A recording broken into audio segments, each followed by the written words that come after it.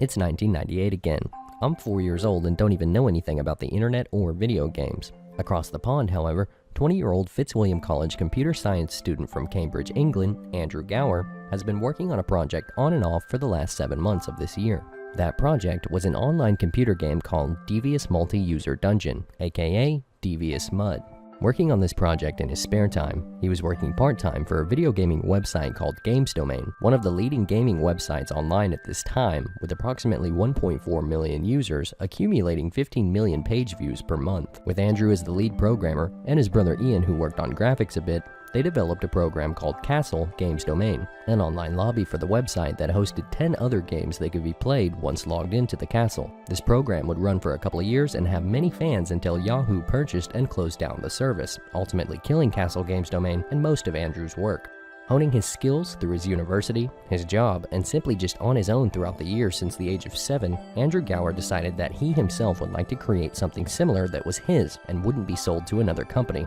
Thus began Devious Mud. Andrew and his brothers grew up playing all sorts of dungeon-based games, mostly with their father as children. Their family would travel to castles in the real world sometimes, and the three brothers couldn't get enough of the adventuristic feel and the fantasies of the medieval era.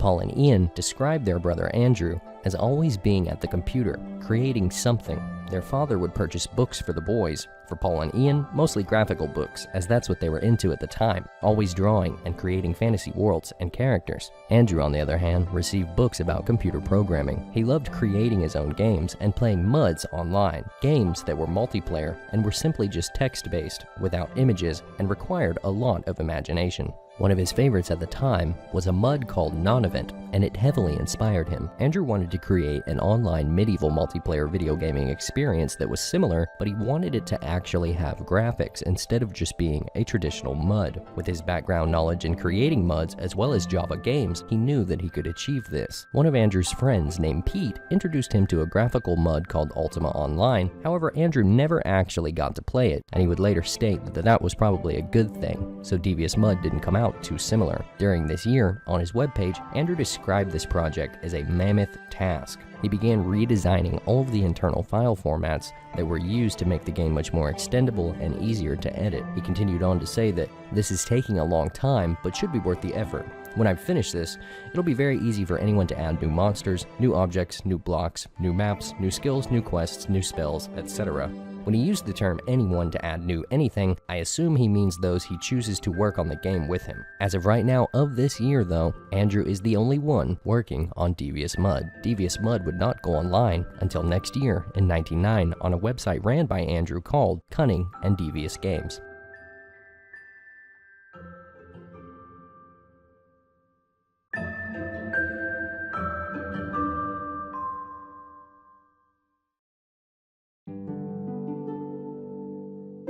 It is now 1999, and Devious Mud has now been completely rewritten by Andrew with the help of his brothers Ian and Paul Gower. During this year, Andrew Gower owned a website that could be found at the URL of cunninganddeviousgames.com. This website would feature 5 games with Devious Mud included.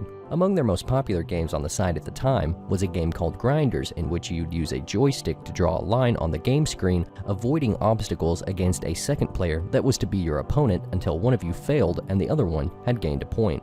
Another popular game was Destruction Imminent, a single-player first-person shooter game with multiple weapons in which you travel levels of dungeons, killing bug-like creatures and humanoid monsters, as well as dodging and destroying machinery such as turrets and robots through each level. These 2 games and the others on the website were available at the price of £10 and were to be sold on a floppy disk. Apart from his Cunning and Devious Games website, Andrew also had his own personal webpage called Andrew's Homepage. However, I do not know what the URL to it was. On his website, though, he would have different subject categories on the page that people could browse. For example, under the Fireworks category, Andrew shows off his first effort into writing programs in DirectX. Fireworks was a screensaver he had developed and shared with others during this year. Within the Atari Zone, Fractals, Bottomless Pit, Penguins, and Ray Tracing categories, you could find other games that Andrew had made. Something else interesting, under the Music category, was a little brother-like program in relation to Devious Mud called Cunning Mod. Essentially, Cunning Mod was a library for DJGPP, a development tool used to compile files. In other words, Cunning Mod was basically a sound library and media player program that would work together with a compiler program when it came to adding music and sounds into programs like games that were still under development. The argument for Cunning Mod being a little brother program to Devious Mud was that both of these programs were later taken down within a week of each other during this year. Going back to Devious Mud, Andrew's biggest project among the others at the time, there was Devious Mud Alpha and Devious Mud Beta. The Alpha was the first version that was never released to the public as Andrew felt it wasn't ready, and the Beta was the second version that was released publicly for about a week before Andrew decided to scrap it. While the Beta was public, Andrew had his friend he met through his part-time job he had at Games Domain try out Devious Mud. That person was Rob Law, otherwise known as Rab, who would later become the first RuneScape player ever, but more on that later. Rab also convinced some of his other friends to try out Devious Mud as well, those people being Lightning, Merlin, and Guge. There was loads to do, and much of the game was unfinished and had a lot of bugs. Andrew stated that he made this version of Devious Mud in his bedroom before Jagex and everything that Jagex entailed later on. Only half of one quest was done at the time, called Sheep Shearer. There were also about 2 half-finished shops in the game, and only about 10 objects. Some of the bugs listed were being able to force an NPC through walls when fighting them, characters not facing each other when talking, it was hard to go up and down stairs, items of armor that should have totally obscured any clothing underneath didn't yet, you could talk to NPCs that were running away from your attacks, and much, much more. Towards the end of Devious Mud, a quest compiler was finished, but didn't support many commands. The player-to-player conversation system was worked on heavily, but still itself wasn't finished, and Andrew had finished designing a wooded forest area to the left of the starting zone. Devious Mud did have a resizable game screen though, which is something that RuneScape wouldn't have until a decade later. A server could also hold 2,500 players at the time, more than even one RuneScape server can hold today. At the end of it all on this year on March 28th, one of the last written updates for Devious Mud by Andrew Gower stated as follows: "Fix some more bugs. I've not got as much done as I would have liked, but I'm putting it online anyway. I've put the beta version of Devious Mud online and a few people have tried it out. However, I'm having another break from writing it to give me some more time to do other Java games that I'm working on. It's not really anywhere near finished yet, so I've removed the address from this page. Try again in a few months' time." During Devious Mud's time online, there were about 20 players that played it. After graduating university, Andrew was offered 2 jobs, one with his friends over at Games Domain, and another from a man named Constant Tedder, who owned a competitor towards Games Domain called GamesWire. Towards the end of this year, Andrew and his brothers Ian and Paul decided to go it alone though, and began trading under a new name other than Cunning and Devious Games. Cunning and Devious Games came to an end, and the new name that they eventually decided on was Jagex. It stood for a variety of things: Java Audio and Graphics Extension, Java Gaming Experts, as well as just about the gaming experience. Jagex had finally been born.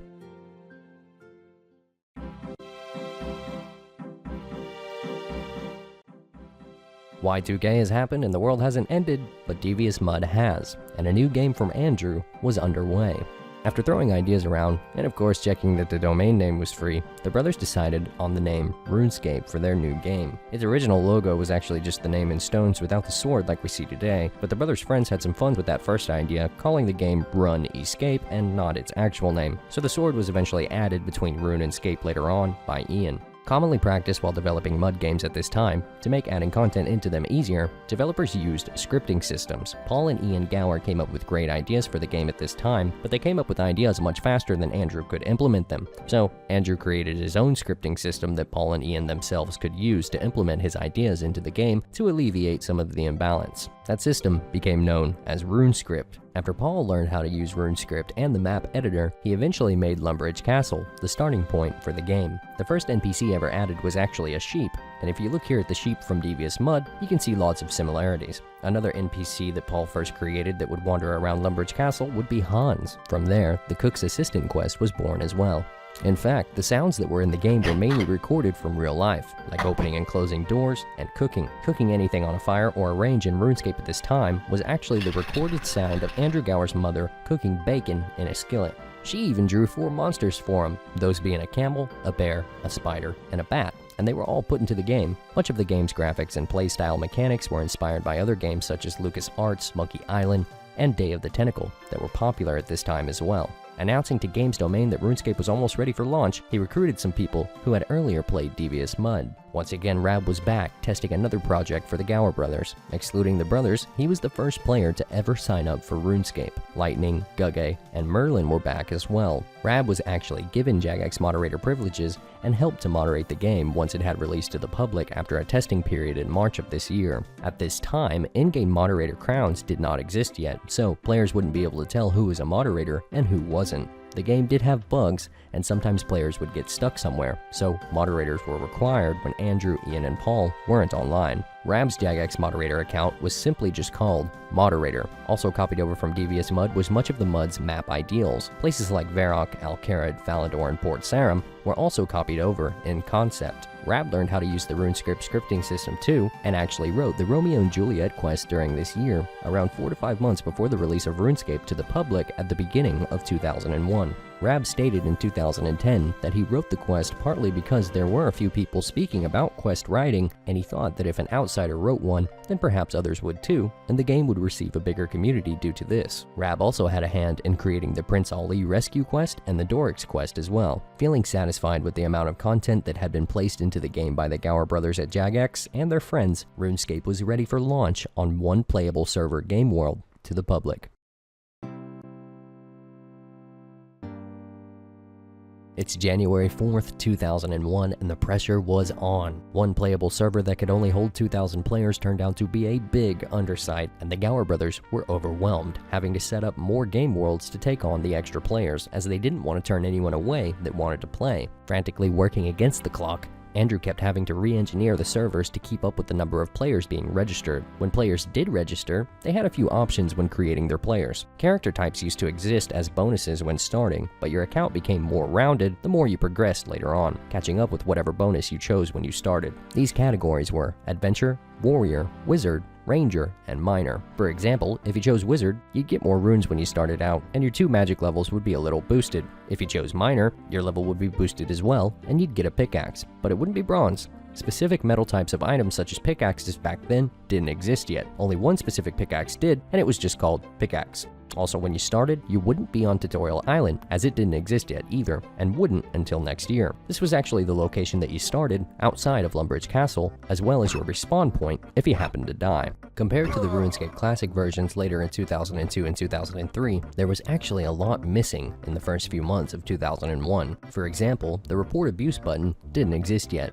The area Misthalin was the only area in the game that existed at the time, and the Asgarnia area was added later in the year. Banks weren't released until the 23rd of January this year, 19 days after the release of the game. Even with Banks releases though, players still had to keep all of their items on them because the banks would only hold coins at the time. And speaking of coins, the max amount that you could hold in a single inventory slot and one bank slot was 65,535 coins, and the same number cap applied to all stackable items during this time as well. Because of this, PKers would often work together with skillers, having them hold their cash stacks while they risked all their other items PKing, which you could also do anywhere in the game at this time because the wilderness didn't exist yet. When you were fighting, it was mandatory for both players to hit each other 3 times before being able to retreat, so the goal was to kill your opponent in 3 hits before they could flee, and the same rule applied to combat with NPCs as well. Next month in February, an option was created for players where they could toggle whether or not they wanted their account to be a player killer or a non-player killer, and this could be switched a few times before you got stuck with one of the categories.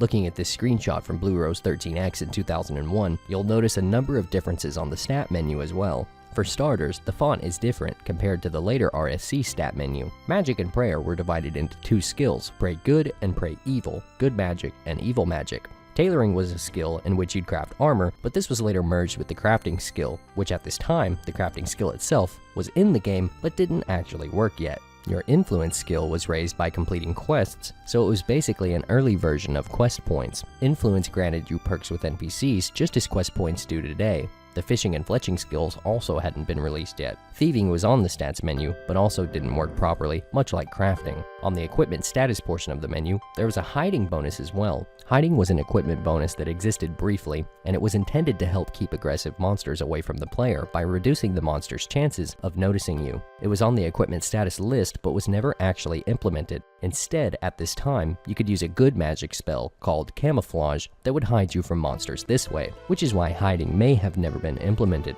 In May, however, good magic and evil magic, along with pray good and pray evil, were merged into just 2 regular skills, being magic and prayer. Next month, on June 11, 2001, the island of Karamja and the fishing skill were finally released. Before fishing, players would have to use dough-based foods such as pizzas. PKers also finally had better food to eat in combat and no longer had to rely on skillers as much. A lot of players during this time stopped choosing the player killer account mode, however, because the cost of losing your items was way too high, and the number of players playing the game that could attack you just kept increasing. RuneScape already had 600,000 players registered by July of this year, so the Gower brothers knew that they needed a new system for keeping players' items safe, so they updated the banks around RuneScape to be able to carry all of your items instead of just your coins. 18 days later, on August 13, 2001, the Wilderness was released in the north for fighting, making PvP allowable everywhere, as well as the PKer account modes a thing of the past. To the Gower brothers' surprise, players were literally playing RuneScape for 10 to 15 hours a day.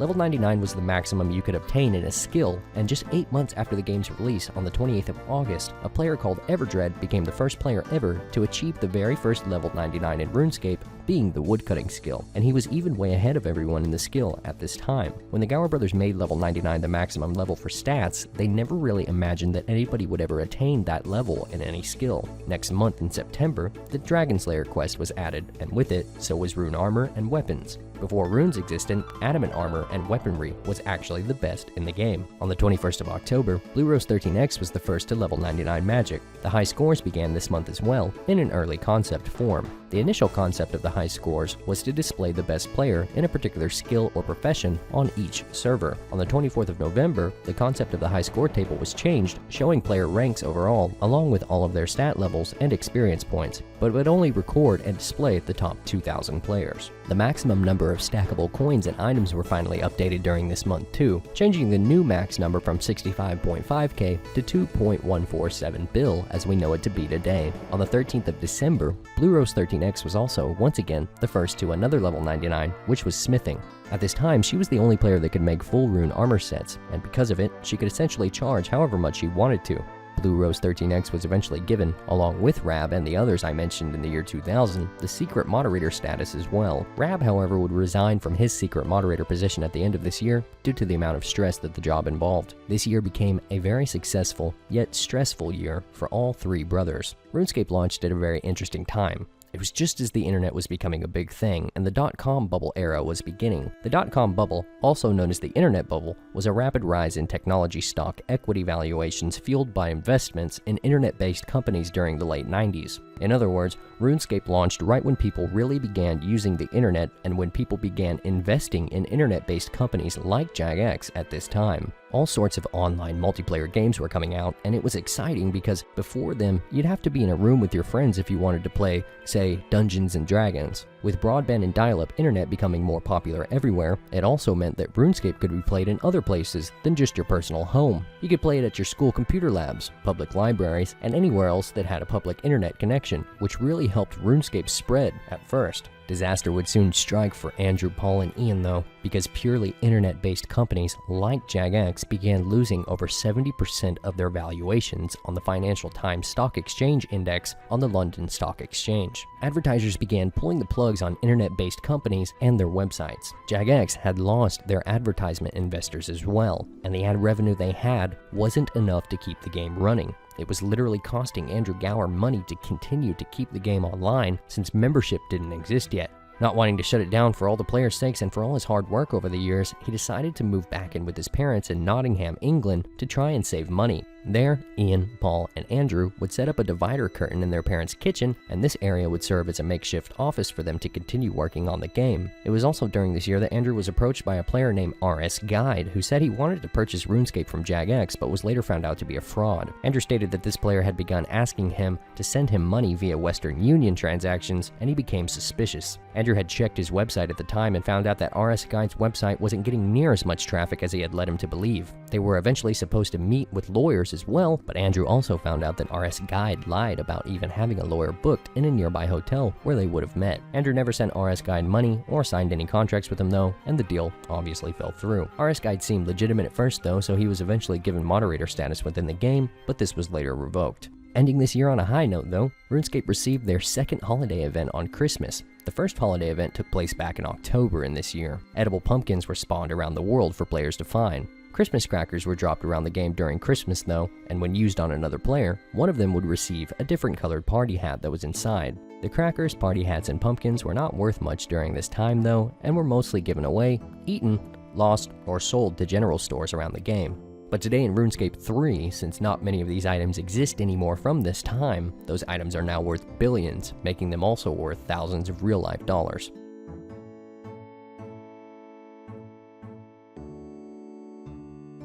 Stepping away from the business side of the game for now, let's talk about some player achievements during this year. A player named TKS was the first player ever to reach 99 cooking on January 8th of this year. She would also continue on to be the first player to level 99 fishing 4 months later on May 23rd. She was ranked 1 overall in the game at this time, actively competing against the Old Knight. A little unknown fact about TKS was that her username was an abbreviation of her real name Tina K, and in her spare time, she had a website where she tracked her weight loss journey through a low-carb diet. She also stated that she had only started playing RuneScape because of her kids, and she just wanted to be better than them, and she was. The Old Knight even admitted that he was only ever able to overtake the rank because she had eventually quit in the summer of 2003. Unfortunately, after the username cleanup in 2014, TKS lost her username to somebody else. The person who took her display name kindly campaigned on the RuneScape forums to have her name restored to the original account, but Jagex never fulfilled this request. Later, she reported that she could not see herself playing RuneScape without her original name, so she unfortunately quit for good. On April 5th, Cow Chicken was the first to 99 firemaking. On the 16th of May, Zhonghui was the first to 99 attack and level 123 combat, the max combat level at the time. In June, Lady Killjoy was the first to 99 strength. On the 3rd of August, Swede Mike was the first to 99 thieving. Next month in September, Joe Bill 64 was the first to level 99 mining. On the 17th of September, Snake Slava was the first to level 99 range, and those conclude all of the players to the first 99s within this year. Going back to February, at the beginning of this year, on the business-related end of RuneScape and Jagex, the Gower brothers had been working in their parents' kitchen for the last 6 months, and the game was still costing more to run than it was making in profit. 1 million players had been registered by February of this year, and Andrew knew something needed to change fast. The brothers began discussing putting paid membership into the game, but Andrew also knew that if he did this, Jagex would have to become a much more commercial operation, and that he wouldn't be able to just ignore customer support emails if he was taking players' money. Andrew wasn't very experienced in running a company to turn a profit, and he knew he needed staff to help him. That's when he remembered Constant Tedder, the CEO of GamesWire that had previously offered him a job 2 years ago in 1999. Constant Tedder agreed to work with Andrew and was named CEO of Jagex, a position he would keep until 2007. RuneScape needed around 3,000 membership subscribers to cover the server hosting costs. On the 27th of February, membership was fully installed, and it was confirmed by Paul Gower at RuneFest in 2010 that the first membership benefit was being able to log in anytime you wanted. Within the first few days, 5,000 players subscribed to membership, and the Gower brothers were blown away, and their game was saved. Membership also brought in new quests such as the Hero's Quest and Lost City, which in turn yielded players, for the first time ever, a Dragon Battle Axe and a Dragon Longsword. The Dragon Medium Helmet was also added this year, and later, most of the northeastern parts of the Kandaren region on the world map were released as well. Not stopping after his success though, Andrew rushed to further his company by posting an area on the Jagex website advertising that they were recruiting programmers and 2D and 3D graphics artists. He then went down to a conference and meeting center called St. John's Innovation Center, asking for an office to begin interviewing potential staff members. After receiving office for holding interviews, people began showing up the very next day due to their advertisements on the Jagex website. There was no furniture in the office though. The office was completely empty. Paul even said that he was setting up computers while Andrew was giving interviews, which probably was quite distracting. Andrew himself had no idea how to even interview someone and had to Google it. Mod Ian was the first Jagex moderator ever, being the 4th official Jagex moderator after the brothers themselves, and he is still working at Jagex today as an audio developer. He is the longest serving Jagex employee. He says that in his interview, at the time though, it was funny because all Andrew did was ask him to type something.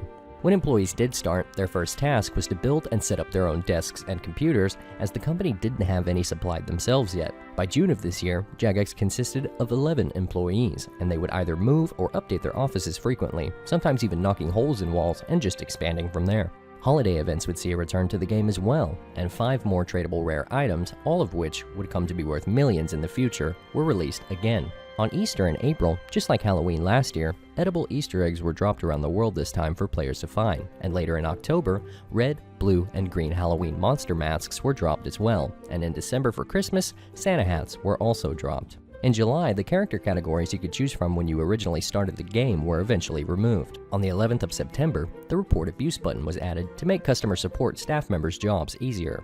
2 weeks later, on the 24th of September, another members-only feature was added, being the King Black Dragon, RuneScape's first ever boss monster. On the same day, Tutorial Island was released for new players as well. At the end of the year, on the 12th of December, the Agility skill was released, and the Carpentry skill was removed. Carpentry had been put into the game this year on the stat menu, but wasn't trainable, yet it did have its own high scores table. It was supposed to be an early form of the construction skill that later released in 2006. Player-owned houses that were going to be associated with the skill were actually in RuneScape Classic at the time on the eastern sides of Falador and Varrock, but the areas were never accessible.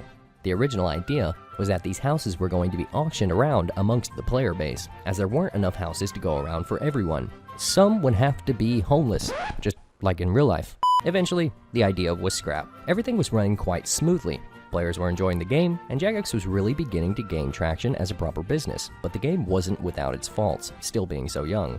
A game-breaking bug known as the knife glitch was abused a lot by players. Today, in regular RuneScape, you can't equip knives, but during 2002 in RuneScape Classic, you could, and they gave you some attacking bonuses. When you're walking in RuneScape Classic, you won't drop an item until you stop walking. The glitch was done by dropping as many knives in your inventory as you could while you were wielding one before you stopped walking. The drop knives attack bonuses would transfer to the one wielded knife for some reason, allowing players to literally one-hit monsters and other players in the wilderness. To punish players for abusing this bug, Jagex made it to where players would die instantly if they logged into the wilderness wielding any knives. If you had any knives wielded outside of the wilderness, the knives in your inventory would simply just disappear. Another issue RuneScape began having was bots. To help combat them, a fatigue system was released into the game on the 13th of November. After performing a certain amount of actions in the game, your fatigue level would reach 100%, and you would be forced to find a bed to sleep in before you could continue playing. Other than some bots, some bugs, some features that were removed, and the struggle at the beginning of the year for Jagex to get off the ground as a company,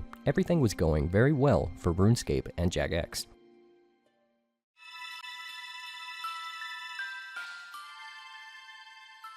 So the newest challenge for Jagex this year was customer support. Their business was taking off quite successfully, and at the beginning of this year, this was the main area that required their attention the most. Up until this point, everything was done by email. Any players that had any sort of issue would email Jagex at a specific email address. Needless to say, their emails were flooded in the hundreds of thousands. The problems players were having ranged from a player being stuck somewhere, losing items and simply wanting them back, wanting to report other players this way instead of using the report abuse button like they should have, wanting their accounts unbanned or unmuted, sometimes wrongfully so. Pure spam emails were sent sometimes, and many, many more illegitimate emails that sometimes got in the way of the legitimate ones. And some were even written by children that were just completely not understandable at all. They just wanted to say hi to a JMod.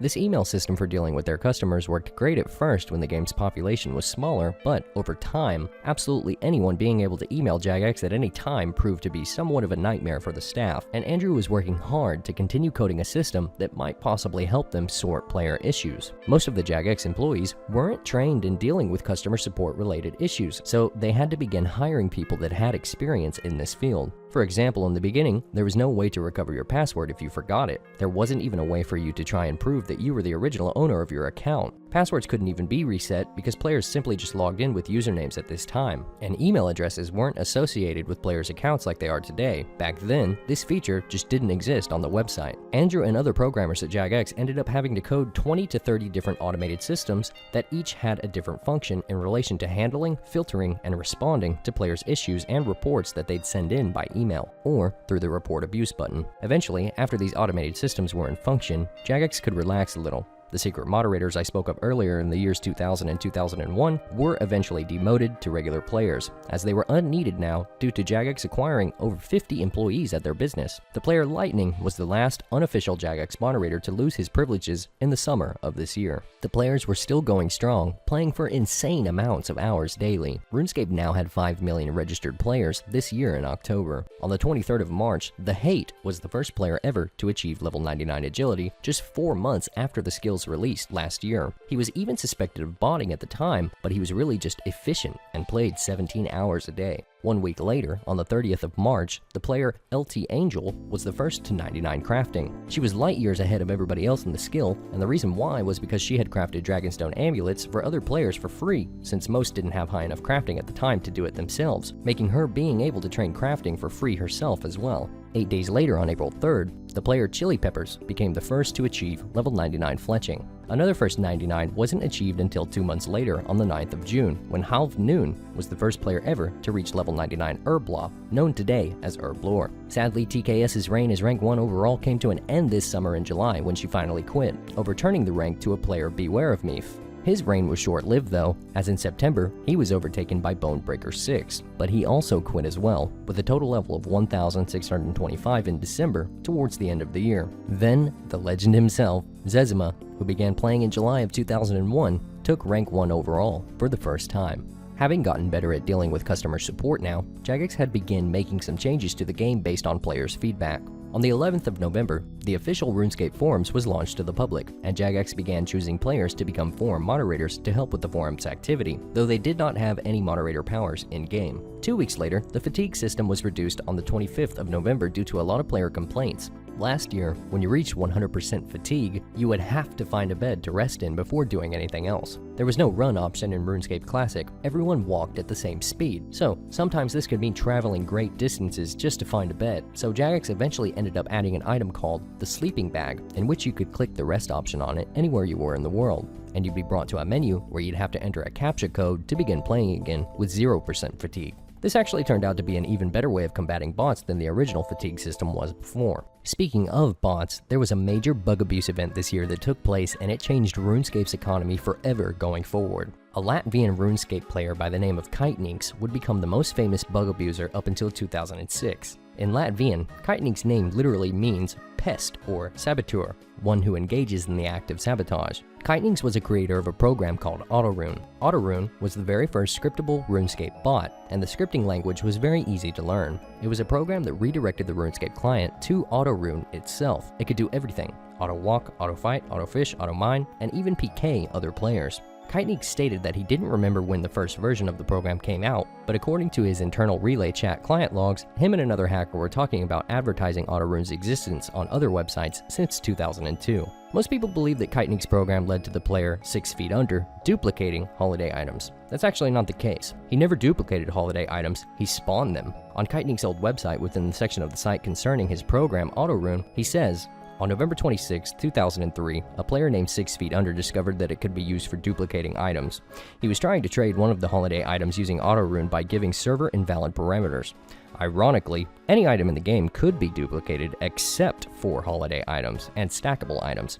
So we were actually just spawning the holiday items, not duping them like everything else, as we didn't even need to own the item we wanted to create or spawn." During AutoRune's popularity peak during this year, thousands of players were using and abusing the program. Thousands of party hats were created, and the other items that were duplicated were worth billions in coins. Not all accounts that abused this bug were banned though. The main item dupers were banned, but some made quite a fortune and were never caught. The items were never deleted, and the game was never rolled back, Jagex stating that a rollback would have been an exaggeration. Kiteninks, along with AutoRune, were never heard from again after the year 2006. But his program that he created will always have an effect on RuneScape until RuneScape dies. He is the reason why tradable holiday items are the prices they are now today in RuneScape 3, some of which are being real-world traded for thousands of real-life dollars still to this day. Even as such a great issue, this bug was still solved by Jagex though in a matter of hours. They were on top of it right away. For the April Easter event this year, drops were actually untradeable, unlike their predecessors had been. Bunny ears were dropped around this time. 4 months later, on August 20th, RuneScape's 50th quest had been released, which was the Legends quest. The last update to the RuneScape 1 era would be the Halloween event in October of 2003, which almost didn't happen. In an update, Jagex asked players to vote in a poll before this holiday event would have been launched. They could choose between two options within this poll: delay RuneScape 2's development for a day and go ahead with creating the RuneScape Classic Halloween event, or they could have chose the other option to keep everyone at Jagex working on RuneScape 2, and there would have been a Pancake Day event in February next year instead, whatever that could have possibly meant. The poll ended with 78% of players choosing to delay RS2 so that the untradeable sites would still be dropped. 2 months later, however, when the Christmas holiday event was supposed to come out, Andrew wrote an update on the news list of the RuneScape website that read as follows: This is just a quick note just to say that there aren't going to be any RuneScape items dropped at Christmas. I really don't like having to say this, but I can't see any sensible alternative. This is because the last few drops actually caused a lot of upset and resulted in a huge number of complaints from players who didn't manage to get an item. Many players seem to get really upset about the drop, which is of course the exact opposite of the intended effect. Jagex slowly stopped updating RuneScape Classic after having received a little bit of breathing room once the company was running like a well-oiled machine. During this momentary downtime in the middle of this year, they began working on a whole new project. The technology of the world and the internet was changing. RuneScape, as everyone knew it, was about to receive a huge makeover. Andrew completely rewrote RuneScape's game engine and codebase and began fixing all sorts of things he didn't like about the original version of the game that had been out for the past few years. The scripting language was completely rewritten, and it was far more flexible. Basically, RuneScape was rewritten entirely from scratch. Nothing in the world would ever be 2D again. On December 1st, 2003, the official RuneScape 2 beta was put online for paying members to try out for the very first time.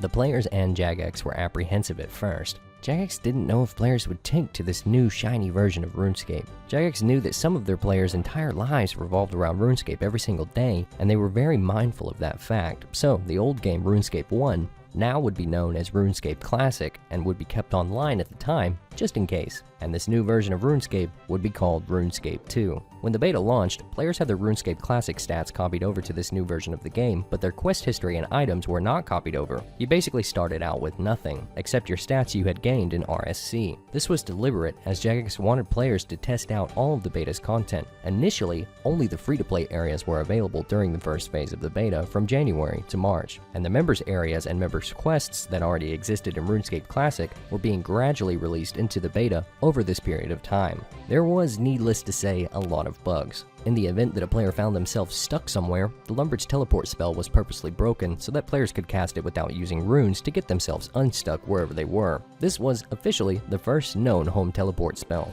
Eventually, after everything was mostly fixed, polished, and released, the second phase of the beta could begin. On March 3rd, 2004, Jagex once again copied over everybody's account files to RuneScape 2 from RuneScape Classic for the last time, including items and quest point histories now, along with fixing the previously intentionally broken Lumbridge teleport spell as well. Exactly 2 weeks later, on March 17th, the entire RuneScape 2 beta was no longer restricted to paying members only, and all free players now had access to it. This new shiny version of RuneScape was mostly well received by the community. There were some players that stuck with RuneScape Classic, but most people moved on to RuneScape 2. The game's mechanics had changed so much that made playing easier and more enjoyable. You no longer had to remain in combat until you and your opponent hit each other 3 times before you could eat or escape. You could do any of that whenever you wanted now. The combat triangle was implemented, so what you wore now had an effect on how successful you were when using melee, magic, or ranged combat. For example, you couldn't always cast spells successfully anymore if you were wearing full rune armor, which is something you could do in RuneScape Classic. PKing became more about skill instead of chance, and all the monsters were reworked to give you more experience when fighting them. The combat formula's experience points rates were reworked as well, which made the max combat level 126 instead of 123, like it was in the old version of the game. An example of this is when you started RuneScape Classic, you would have level 10 hit points because your starting XP for hit points was 1000. In RuneScape 2, when you start, your hit points would also be level 10, starting you with 1154 XP instead of 1000 within the skill. Players that never trained hit points at all in RuneScape Classic when they were transferred over still have level 9 hit points in RuneScape 2 to this day because of this. Only 3 players ever got to level 123 combat within RuneScape Classic. They were Gearshifter, Lil Yuffie 88, and Sax. The fatigue system was still on the stat menu when the beta first launched, along with sleeping bags too, but the sleeping bags couldn't be used and your fatigue would not rise at all when skilling. This was later done away with, removing the sleeping bags and fatigue as a whole, replacing them with random events instead to combat bots on this new game version, because the bots would surely start rolling in rather quickly. Banks could also now note your items. The inventory spaces were reduced from 30 to 28, Andrew thought it looked better. The equipment status menu was added alongside the inventory as well, making wielding items in your inventory a thing of the past, as they would now be wielded here instead. On the 25th of March, the Duel Arena was added, and players could now stake their items. On the 29th of March, the day the beta was officially named the main game, the rune crafting skill was also released, and with it, Zezma's reign as rank 1 from 2003 until now would come to an end due to the player Choppermad becoming rank 1 after this skill's release. Choppermad would hold rank 1 until level 73 rune crafting, because once Zezma officially began training the skill, in a matter of days, Zezma retook the rank from him. On May 17th, Lil Yuffie88 became the first player ever to reach level 99 prayer. Next month, on the 14th of June, player moderators were added to the game, and 14 players were chosen to receive the status. Player moderators would now have silver crowns next to their usernames, and JagX moderators would now have a gold crown next to theirs. Along with this update, JagX released a section to the RuneScape website that normal players could not access, known as the Player Moderator Center, where PMods could contact JMods directly.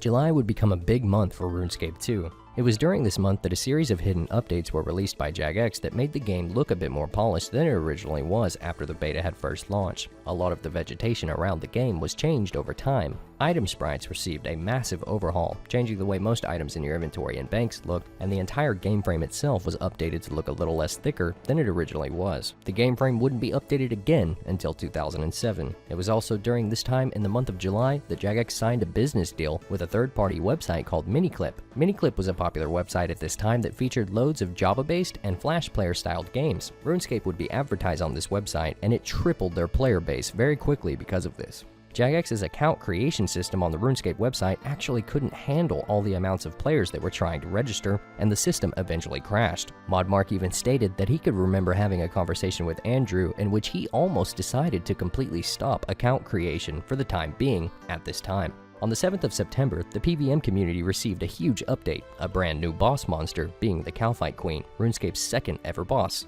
Along with the Calphite Queen's release, dragon chain bodies were also introduced into the game. They were worth millions and became one of the most sought-after pieces of equipment in the game at this time. 8 days later, on September 15th, Kale still became the first player ever to achieve level 99 rune crafting, just 6 months after the skill had been released. 12 days later, on the 27th of September, because of all the downtime JagX had after being so successful recently, Ian Gower decided to create the X option on item menus. Up until this point, if you were going to withdraw from or deposit anything into your bank, you had to either withdraw or deposit 1, 5, 10, or all of whatever that item was. When it came to cooking food, you had to do it one by one, so this X option update from Ian was a very big quality of life update for the players. Only one holiday event happened this year due to the release of RuneScape 2, and it was the Christmas event. An NPC called Santa handed out yo-yos to everyone that talked to him in Varrock Square.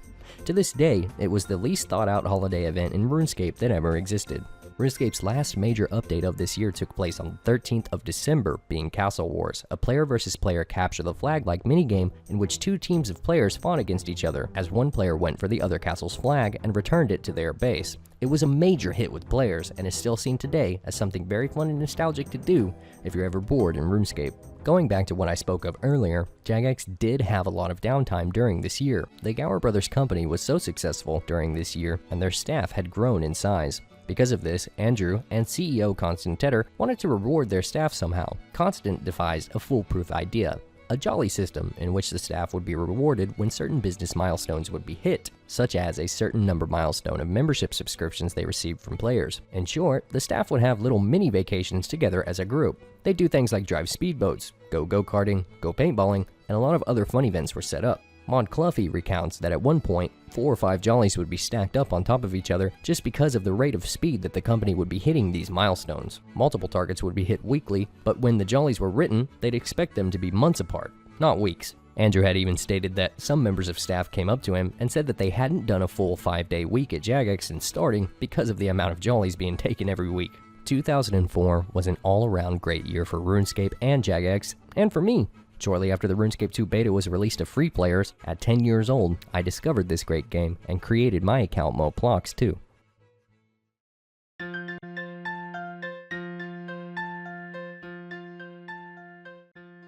This year opened up with a simple, yet fun update. On January 5th of this year, the chat effects were added, such as glow, slide, wave, and flash. These chat effects are still heavily used to this day in OSRS and RS3. In the same month, on the 26th of January, the Slayer skill released. Prior to the Slayer skill, there wasn't much in the way of variety when it came to killing monsters around RuneScape during this time. This skill meant that players would now have to explore parts of the map they never had before, such as places like the desert and the Slayer Tower, when it came to killing these new monsters. On the 2nd of February, the Roving Elves quest was released, furthering the player's exploration of the Elflands to the west, and along with this quest's release, 2 new best-in-slot items were added, being the Crystal Bow and the Crystal Shield. 20 days later, Lumbridge and Draenor received graphical updates. Here's what Lumbridge used to look like, and this is what it changed into. Jagex wanted a more welcoming look in Lumbridge due to players starting their journeys here. Over near Draenor, the Wizard's Tower Bridge had been straightened. On March 22nd, the Easter event released. During the event, players were given a basket of eggs and would have to hand them out to other players. Their reward would be a rubber chicken that they could whack other players with. On April 4th, 2005, the Dragon Scimitar special attack was changed. Originally, the D-Skimmy special attack would drain other players' run energy completely when used on them. It was changed because it was obviously overpowered. Today, the Dragon Scimitar special attack removes your opponent's ability to use overhead prayers for 5 seconds. April would also come to be the month that the desert received a lot of content. Previously, there was really no need for players to venture out into the desert. The biggest piece of desert content that was added was the Desert Treasure quest on April 18. For the longest time, this quest was known as the hardest quest in RuneScape to complete. With the release of this quest, players received the Ancient Magic Spellbook, making PKing much more deadlier because of the spell Ice Barrage. But it was great for Elf Mage Kids Range and Imahama PKing videos on YouTube. On May 9th, 2005, the Barrows minigame was released. Previously, the Combat Triangle's best-in-slot armor consisted of Rune and Dragon for melee, Black Dragonhide for range, and Mystic Robes for magic. The Barrows armor was seen as rare amongst players, and it was exciting when you saw somebody wearing a piece. At the end of this month, on May 31st, the female player models received an upgrade. Before this update, they basically used the same player model as males did, only, you know, they had boobs. They weren't very feminine looking in the slightest, and a lot of female players had requested this to be changed. On June 13th, the Runecrafting Abyss was released, making training the skill much easier when it came to traveling to the rune's specific altars. On July 9th, 2005, the legend himself Zezma achieved not only level 99 Slayer first before anybody, but with this 99 had also achieved a max skill total level of 1980, making him the first player ever to become maxed. On July 11th, the Farming skill was released. Here's a picture that many people might have forgotten about or never knew about. This is what the login screen looked like when farming was released. This was the first time that the login screen itself had ever been changed since the release of RS2. On August 8th, 2003, RuneScape Classic officially closed. The only way you could play this version of RuneScape anymore during this time was that you had to have been an original RuneScape Classic player up until this point of its closure. On the 9th of September, the player 0xpx0 achieved level 99 farming first just 2 months after the skill had been out. 10 days later, on September 19th, bank pins were released, furthering account security if you happened to be hacked. On September 26th, Port Sarum, Remington, and some of Thurgo's area had all received graphical upgrades. These graphical upgrades mainly consisted of the Port Sarum docks and the surrounding trees and other vegetation within the regions being changed. It was also during this year that other areas in RuneScape received graphical upgrades as well. For example, Barbarian Village was changed into what it looks like today shortly before the year 2006. Around the same time, Falador also received an upgrade. It used to be gray instead of white. September 26th also brought a whole new look to the RuneScape website. It received a graphical layout similar to the way Oldschool RuneScape's website looks today. On October 4th, 2005, the Czar Fight Caves released, and along with them, a brand new boss monster. That monster was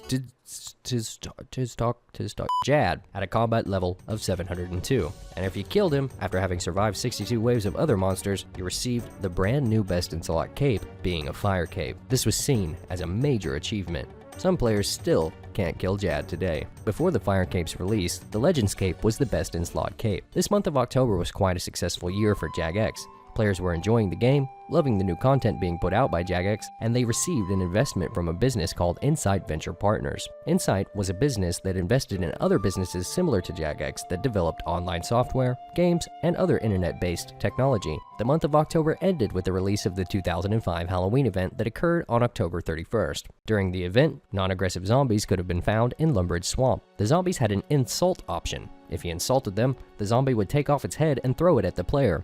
If the player caught the head, it would be theirs to keep. The zombie head could also be talked to or held up in the air as an item-triggered emote. Other zombies had a scare option. If you scared them, they'd break apart and put themselves back together, and it would scare you, the player, ultimately giving you the Scaredy Mote for the first time. This event also marked the first time ever that the Grim Reaper would visit players when they died in-game. The last update of the year 2005 was the Christmas event that began on December 19th. During the event, players could help Diego run his Christmas workshop, making decorations that would later be used to decorate a giant Christmas tree in the center of Varrock. You could also find imps running around across RuneScape with decorations as well, and you could shake them to steal the imps' decorations. After decorating the tree, you would complete the event and be rewarded with different colored hats, scarves, and 3 marionette puppets.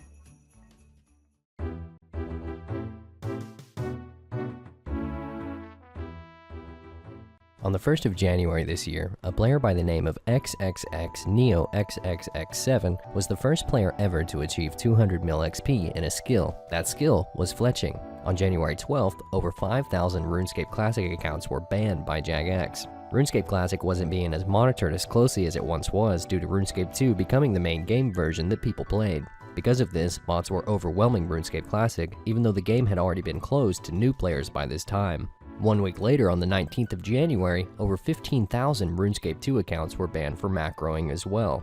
These 2 instances of mass deletions of accounts marked the beginning of a long battle against bots that Jagex would have to take on during later years. On January 20th, the player Eve340 was the first player ever to reach 200 mil cooking XP. On January 22nd, 2006, Zesma achieved 500,000 XP overall, being the first player to ever do so. On the 20th of February, RuneScape received another boss monster that had a combat level of 305. That boss was the Chaos Elemental. Along with this boss monster's release, a new dragon weapon was added to the drop table, being the Dragon Two-Hander Sword, which was highly sought after and worth a lot of money during this time. The King Black Dragon's lair is found within the wilderness, but the KBD itself isn't actually in wilderness territory within its lair, so the release of the Chaos Elemental boss marks the first time players ever received a boss that could be found in the actual wilderness. On March 7th, the Giant Mole was released underneath Valador as well. On March 15th, Jagex added RuneScape's 100th quest, which was Recipe for Disaster, and for the first time, players received a new best-in-slot pair of melee gloves, being the Barrows gloves. Prior to the Barrows gloves release, the best melee gauntlets that you could obtain was the Steel gauntlets after the completion of the Family Crest quest. It was also during this month in March that the player The Old Knight had officially maxed his RuneScape Classic account, being the first RSC player to ever do so. Unfortunately, 1 month after this in April, he passed away due to colon cancer. In honor of his death and fame within the game, Jagex kindly placed this hill and grave in the wilderness. On April 10th, the forum moderators and Jagex moderators' posts on the forums became more distinguishable. On the same day, the 2005 Easter event had released. After completing the event, players received the item Easter Ring. When it was worn, it would turn the player into an Easter egg. 8 days later, on April 18th, the popular minigame Pest Control was released, along with Void Knight Armor, which became to be popular transitions from Dragonhide or Barrows Armor when it came to training melee, range, or magic. On April 27th, Jagex had announced that RuneScape had passed a new record, being that 197,000 players were all online at once. On May 31st, 2006, the Construction skill was released. Before this skill, players had to wander around RuneScape with no real area that they could call their own. Player-owned houses was a very exciting update for the players, having been anticipated by them as far back as 2002. This update, of course, though, would bring on one of the most infamous bugs in RuneScape history. On June 6, 2006, otherwise known as 666, the player Cursed You achieved level 99 construction before anybody else due to the money he gained from staking in the Duel Arena. Because of this, he held a very public house party at the Remington House Portal on World 111. His house was huge, and being the first to 99 was far more progressed than any other player's house in the game. Due to the massive amounts of players inside his house, the lag became completely unbearable, and Cursed You was forced to kick all players from his house. Some players were partaking in combat-related activities inside the house though, and when they were kicked, they found out that they still had the ability to attack other players while being outside of the wilderness. Numerous players abused the bug, but only one level 115 player named Duriel321 took it a little further by ice barraging multiple people in Valador. What little footage that was filmed of this event focused on this player alone, and because of it, Duriel321 went down in history as the main abuser of the bug. Cursed You, the owner of the house, was later banned on August 25, 2006, 2 months later, for real-world trading. This event became known as the Falador Massacre, and became so infamous that Jagex has even stated that the events of this day were canon in RuneScape's actual historical lore, having taken place on the 14th of Pentember in the year 169 of the 5th Age. In RuneScape 3, there's even a memorial plaque of this in Falador Park, dedicated to all those that perished at the hands of Duriel. 5 days after the Falador Massacre took place, on June 11, 2006, the player Novalife officially passed Zezma and obtained rank 1 overall on the high scores after gaining level 99 construction on this day. He was also the first player ever to reach 2,178 total level, being maxed. On June 12th, the next day, the Warriors Guild was released. Next month, on the 4th of July, the Stronghold of Security was released. On August 29th, all giants, dragons, and demons received graphical upgrades and new sounds. This was the first time NPCs ever received any graphical upgrades since the launch of RuneScape 2, so this was a very controversial update amongst players at the time. I personally preferred the older sounds and models. On September 27, the Lumbridge Home Teleport spell was released for new players that wanted to make their way back to Lumbridge if they got lost. On October 18th, skill capes were released. Up until this time, there was no way for players to show off their level 99s other than the high scores until these capes came out. These skill capes also came with specific emotes. The players that already had 99s got these capes immediately, and lower levels would follow them around asking Mote Plox, meaning they wanted to see the skill cape emotes. This is where I got my username from. On October 30th, the 2006 Halloween event was released, and players that completed it got a skeleton costume and a pumpkin mask. On November 21st, RuneScape received its 23rd skill, being Hunter, my favorite skill. In the same update, the icons on the game frame and the snap menu were also updated. Less than 2 weeks later, the player Dark Forest 67 achieved level 99 Hunter first before anybody. This year ended with the 2006 Christmas event, in which players would receive a reindeer hat for completing it. The Gower brothers were worth around 32 million pounds this year, and this year would have also been considered by many to be RuneScape's peak.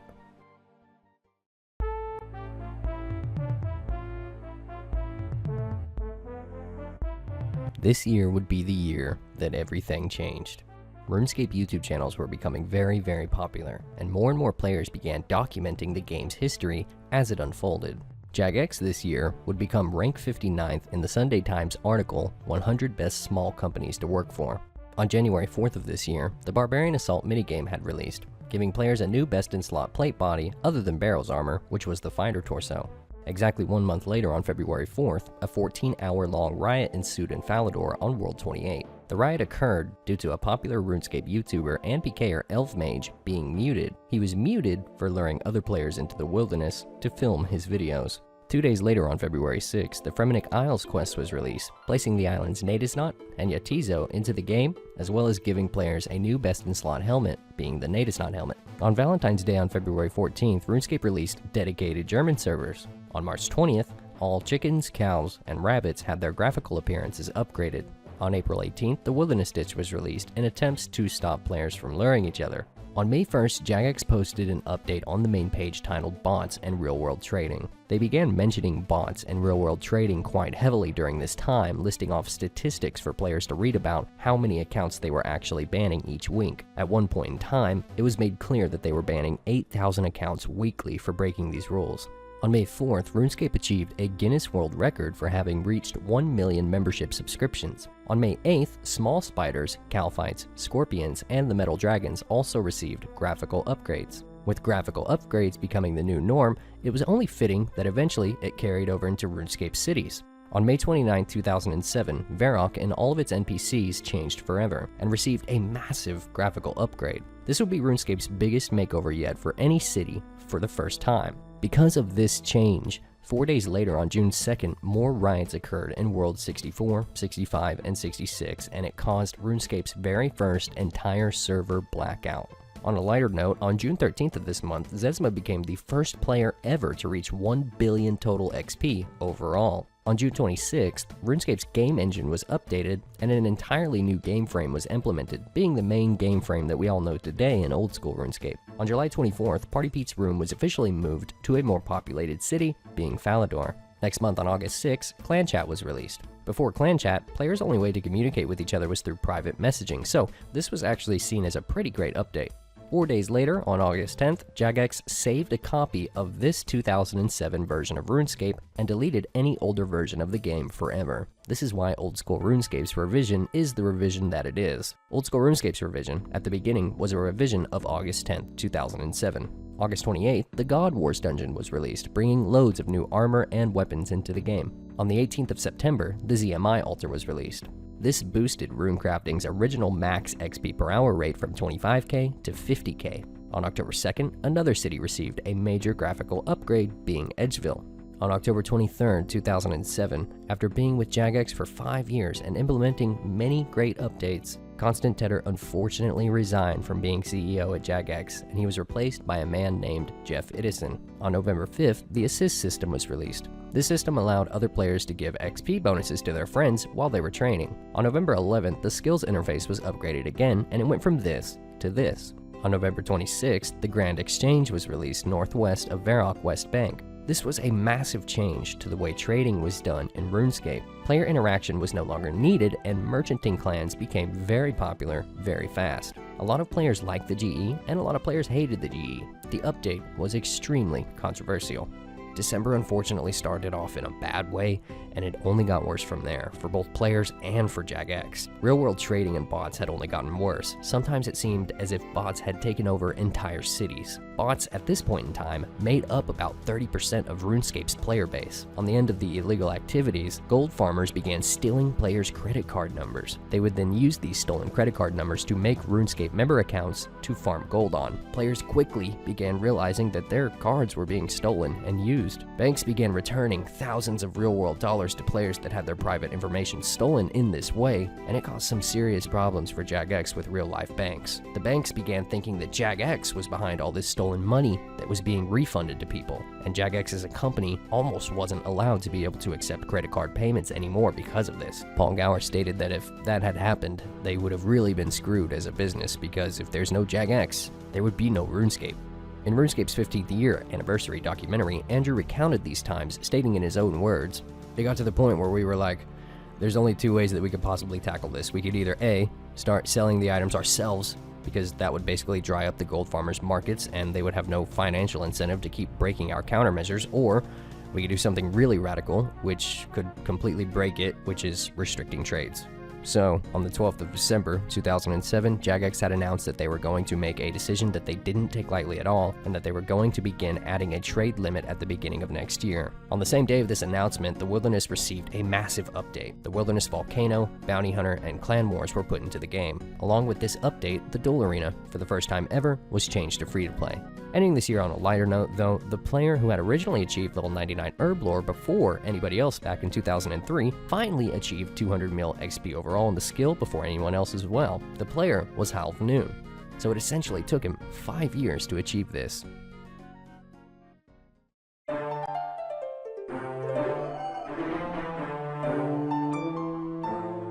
On January 2nd of this year, trading and staking would never be the same again. They were now capped limited by the amount of quest points you had on your account. If you hadn't completed any of the quests, you could only trade and stake within a limit of 3,000 coins. If you had completed all the quests, your limit you could work within then was 25,000 coins. Merchanting was significantly harder, and gift giving became a thing of the past. It was also during this year of the month that, because of these controversial updates and the massive amount of hate that came with them, Jagex had to completely remove the rants section on the RuneScape forums.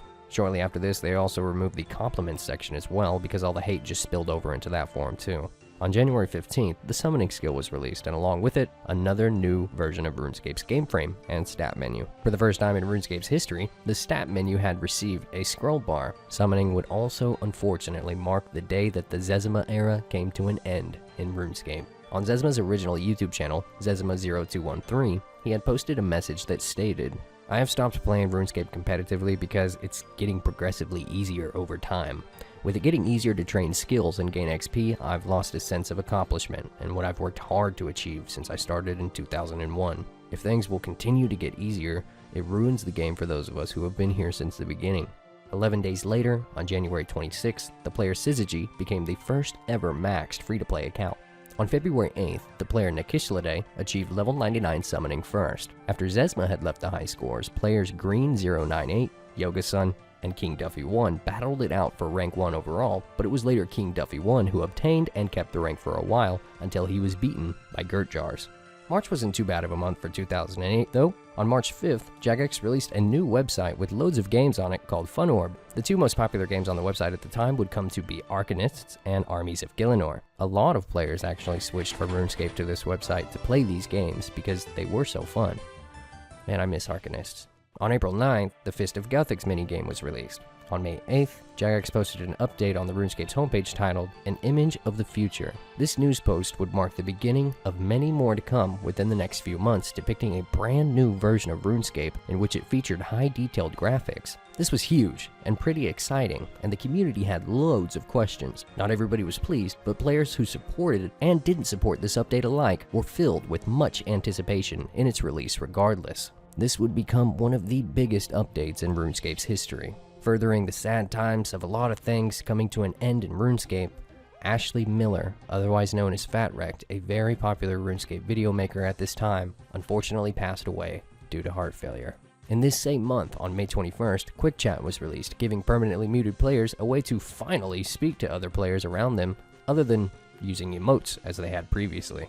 On July 1st, a members-only beta launch of RuneScape HD had finally gone live. RuneScape also received major graphical changes among a lot of cities because of this. On July 14th, RuneScape HD had fully been released to all players. On the same day of RSHD's launch, the tutorial island was removed and it was replaced by a new tutorial called Learning the Ropes that was featured on the quest menu. Players didn't really take to this new tutorial, however, and they missed Tutorial Island since it had been in the game since RuneScape Classic. Because of this, a few months later, Learning the Ropes was removed and Tutorial Island was put back into the game.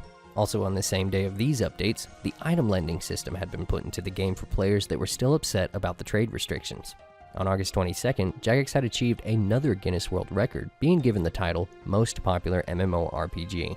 On September 15th, the Corporal Beast boss monster was released, and along with it, its sigils and its shields. The Divine Spirit Shield was actually worth 1 billion gold when it first released, making it the first item ever to be just as expensive as rare holiday items. On October 15th, PvP Worlds were released in an effort to bring PKing back to life since the removal of the wilderness early in the year.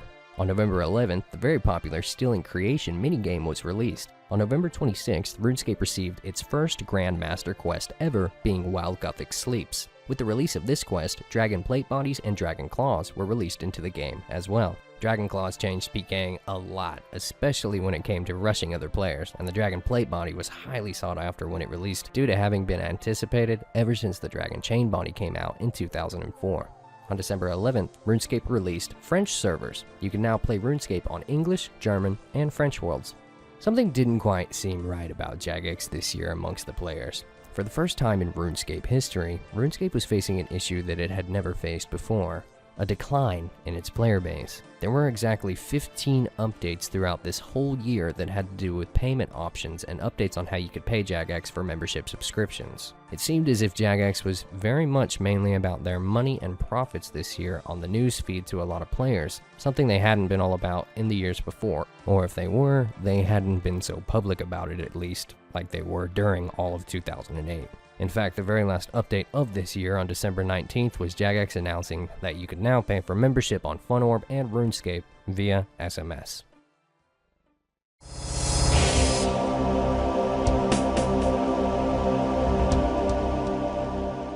The year 2009 started off with RuneScape's logout timer being changed from 90 seconds to 5 minutes on January 13th. On January 27th, an update was released that allowed players to filter their magic spells and teleports. On February 9th, another update was posted by Jagex titled The Future of RuneScape. Within this update, it was explained that Jeff Idison was resigning as Jagex's CEO and that he was being replaced by a man named Mark Gerhard, otherwise known as Mod MMG. An interview was later published after Edison's departure in which MMG gave his speculation as to just why he resigned. The quote by Mark was as follows: "The problem was, a year or so ago, there was, let me say confusion, a subtle word, as to what part of the business was important. I expect Jeff's focus was just sort of on profit and loss columns, and all of the attention was sort of on members, and members conversations, and getting free players to convert to members by putting membership hooks into the free game. Unfortunately, that had a really negative effect on the community, as you've taken what was an epic entirely free game and turned it into a sort of a demo for the members game, which was never the idea. So unfortunately, we had a year where we did that. One of my first orders of business in February was ripping that part out.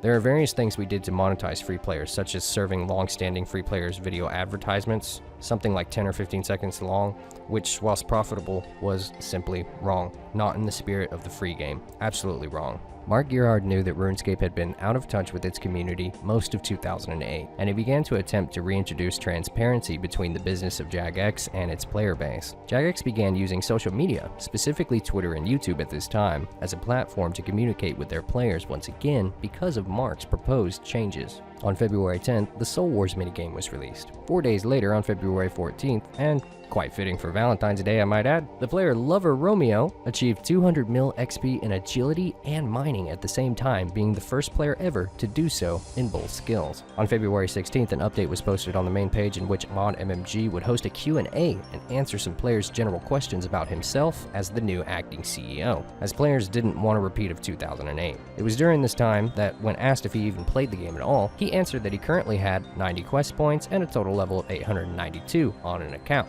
In fact, much of 2009 would consist of numerous Q&As with MMG, furthering his mission of bringing back transparency and a connection between Jagex and the players. On March 31st, most likely due to this same mission for transparency, the rants section and the compliments section of the RuneScape forums was officially re-added.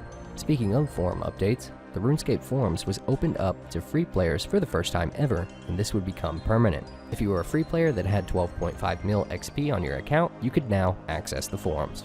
On May 6th, wilderness-only PvP worlds were released in RuneScape as well. The original PvP worlds would allow you to attack anybody you wanted all over Gielinor. However, in these worlds, the fighting would only be restricted to the wilderness, giving players back a sense of the wilderness being dangerous as it was up until the end of 2007. On June 9th, the rest feature was added to RuneScape alongside the Run Energy orb next to the minimap. There was also musicians put in place around the world that the player could sit down and rest at that would restore their Run Energy also, but much faster than just resting on their own.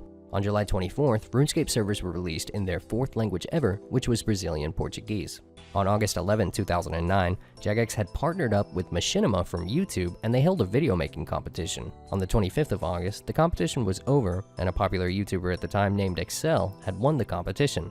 Excel had already been partnered with Machinima and had made hundreds of videos for them already. So, his idea for the competition was to actually make a comical video of him trying to come up with an idea for the actual competition. For winning, he received lifetime membership, as well as a paid way and stay trip to the UK to hang out at and tour Jagex Studios. He was accompanied by his good friend, another famous YouTuber named Cameron at the time, otherwise known as Noob Show. On September 7th, a player by the name of Unknown Levs became the first level 3 account to achieve level 99 Slayer, which he was able to do through the Soul Wars minigame. 10 days later, on September 17th, Tutorial Island was once again removed and replaced by a brand new tutorial called Unstable Foundations. It was essentially a remake of the previous Learning the Ropes tutorial, only this time, it was actually voice acted by Jagex employees, being RuneScape's first piece of voice acted content. On September 23rd, living rock caverns were released in RuneScape, and a specific rock was taken out of the desert mining quarry simultaneously. The quarry had been the best XP per hour until this rock was taken out, forcing living rock caverns to become the best mining XP per hour during this year, making it quite clear that RuneScape was beginning to enter the age of social-based skilling. On October 1st, display names were released. This meant you still logged in with your original RuneScape username from when you created your account, however your in-game name could be changed to whatever you wanted it to be, furthering account security when it came to players being hacked. Unfortunately though, this update caused the beginning of a RuneScape username trading black market for rare usernames. On November 18th, the RuneScape forum avatars and the Adventurer's log was released on the RuneScape website that displayed your most recent achievements. You could navigate to any player's Adventurer log by searching them on the high scores or by clicking on their new forum profile avatars. On November 25th, RuneScape Classic was reopened for a short amount of time for paying members.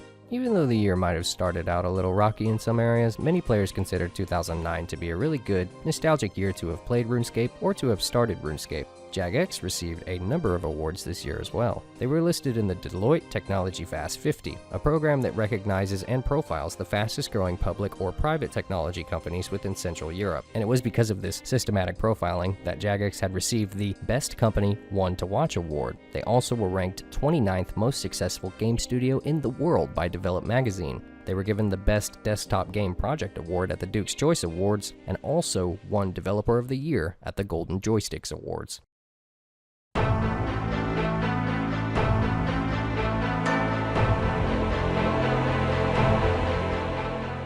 On the 23rd of January in 2010, a strange event began happening on every single RuneScape game world. Every single player in RuneScape at the same time was forced to perform an emote called the Strange Power. When this event happened to you, you'd receive a message in your chat box that said, "You feel a strange power unleash itself upon you." After the emote would end, players' characters would be forced to face the north towards the wilderness, and nobody could figure out why. Many players had took to the forums and began writing their theories and conspiracies. On February 1st, the trading restrictions had received an update as well. Previously, you were limited by the amount of quest points you had. That didn't go away, but you could now trade more items or gold to your friends based on how long your friendship had existed in months. For example, if you had been friends with a player for 2 months, your trade limit between each other would be doubled. If you were friends for 3 months, it would be tripled, and so on and so on. On February 22nd, Diamondheim was released into the game, and it gave players a little bit of an explanation as to what that strange power emote was all about. Originally, players thought that they were being forced to face the wilderness after the emote had ended, but it was later understood upon Diamondheim's release that this area was the true direction they'd be facing at the end of the emote. Diamondheim wasn't accessible when it was released, but it became clear to everyone that this strange event was happening, all in the name of a new skill that would soon come to RuneScape. On February 26th, Jagex announced a prize draw called the Big Ticket. If you had previously won any competition that Jagex had hosted, such as their last Machinima video competition, you could now have a chance of winning this Big Ticket competition as well. If you won the Big Ticket, you would get to travel to Jagex again and win a lot of other prizes along with that. There were meant to be 24 players win this Big Ticket thing, however the competition was later scrapped without any explanation as to why, and only 3 players ever won it. March 3rd of this year brought a number of updates. The RuneScape login screen where players would originally click here to play was done away with, and a new lobby system was put in its place. When you logged into the lobby, before you entered the game, you'd be able to join clan chats, see which of your friends were online, and you'd be able to chat with them there as well. On the same day of this update, the hit point skill was renamed to Constitution. Your hit points, now known as life points, were multiplied by 10. If you had 75 HP, you now had 750 LP. Players' hit splats were also multiplied by 10 as well. If your max hit was originally 25, it would now be 250. Jagex made this change to signify that when players had originally hit zeros, they wouldn't actually be hitting zeros in the system. They'd just be hitting less than a 1, but not exactly 0, and they wanted to show that fact to everyone better. This change was not mentioned before it was released though, and major riots ensued because of Jagex being so vague before and after its release. This was seen as a massive update to the players, and a lot of them were not happy about this change. 10 days later after this, on March 13th, the first bonus XP weekend had officially launched, giving players a 2.7 times bonus when skilling on the weekends. Players were extremely apprehensive about this update at first, thinking that this would surely break any sense of achievement amongst the player base, but it actually turned out to be a massive success of an update, and bonus XP weekend still occurs on select weekends in RuneScape 3 to this day. On April 1st, Jagex released a news post along with a cartoonish-looking map that was called Wet and Wildy, and it was described in this news post that Jagex was going to open a RuneScape theme amusement park in the future. This was obviously an April Fool's joke, but a lot of children at the time were quite upset when they found out that this was unfortunately fake, including me at the time. Jagex, a RuneScape amusement park would have been pretty freaking cool, man. On April 11th, Gurjars became the first player ever to achieve 2 billion XP overall. The next day, on April 12th, the Dungeoneering skill was released, and it was the first skill in RuneScape that players could level to 120. Because of this, Gurjars quit the game. On April 14th, 2010, something went wrong in the Dungeoneering skill, and it led to a bug that allowed players to reach absurd runecrafting XP per hour rates inside of the dungeons. This was fixed immediately, and for the first time ever, the RuneScape servers were rolled back. On May 7th, the player Skiller703 achieved level 99 Dungeoneering before anybody else had. Skiller703 was rank 1 overall at this point in time with 1.2 billion XP overall, but was later passed as many players gained Dungeoneering levels over 99. On May 25th, RuneScape launched their first ever downloadable client. You can now play RuneScape from your desktop instead of having to play it in an internet browser. On the 12th of June, an unknown update caused climbing boots to skyrocket to a price of $75K. Before this, they had been worth a few hundred coins. Some players had figured out that this change was apparently going to be happening before it did though, and climbing boots were purchased in the hundreds of thousands, creating billionaires overnight after the update released. This was never fixed, barely addressed, and caused major rioting within Falador on World 66 as well. On June 15th, Jagex released Ancient Effigies into the game. You could use these items to gain massive amounts of XP. With their releases, players could no longer tell the differences between efficient skilling and the use of Ancient Effigies, and this affected skilling competitions at the time very negatively amongst the community. Because of this update, the assist system also had to be shut down and done away with. On August 22nd, the player Telmo Marcuse became the first player ever to achieve level 120 Dungeoneering, thus making him the new rank 1 overall player. On August 28th, the very first RuneFest was held in London in the United Kingdom. It was a way for Jagex to reconnect with their players in the real world and online, as they would also stream the entire event. This being Jagex's first public event, however, the entire staff was a bit nervous that it might not have met event-goers' expectations, and because of this, they actually refunded every person's ticket that attended RuneFest in 2010. This RuneFest was a massive success though. In hindsight, ticket refunds definitely did not need to happen. RuneFest would go on as a traditional event in the real world each year that Jagex would hold in the UK, and it's still to this day an event that is very looked forward to by many.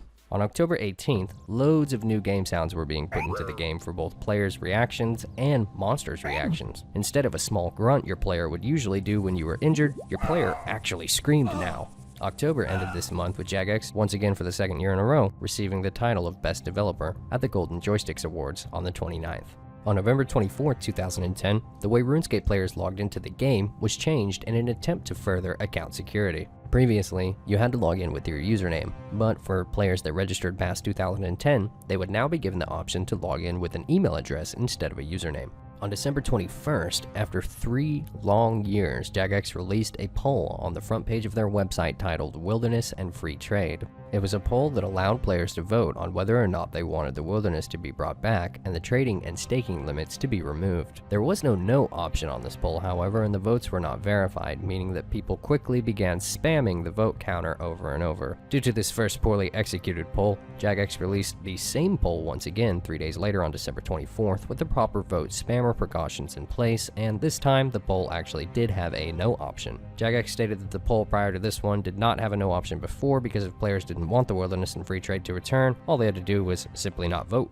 It was also during this month, in December, that Andrew Gower had been put under a lot of stress since he had first created RuneScape back in 2001. Things were changing, and he was unhappy with these changes, and more so, having to be responsible for them. He would later say in RuneScape's 15th year anniversary documentary the following: "I suddenly realized whilst I wasn't in charge, all of a sudden, what I had to say didn't matter so much. People would be doing things not the way I wanted them to do them. That was the whole point, of course. I didn't want to be responsible. I just wanted to be able to advise and help and nurture the game I had made without having to be so responsible. But as soon as that responsibility was taken away, I realized, oh dear, you can't have it both ways. Without the responsibility, you can't have the authority. You can't have one without the other. And by trying to make myself less stressed and reduce the responsibility, I had also reduced the authority. And I made a mistake, quite frankly. It eventually reached the point where I wasn't doing anything for Jagex anymore, and there was no sort of date when I left either. It was just something that sort of faded away." Andrew had finally sold his stakes in Jagex and left the board of directors at the end of 2010. Mod Mark in later years would state that he never got the chance to hug him and just say thanks for everything.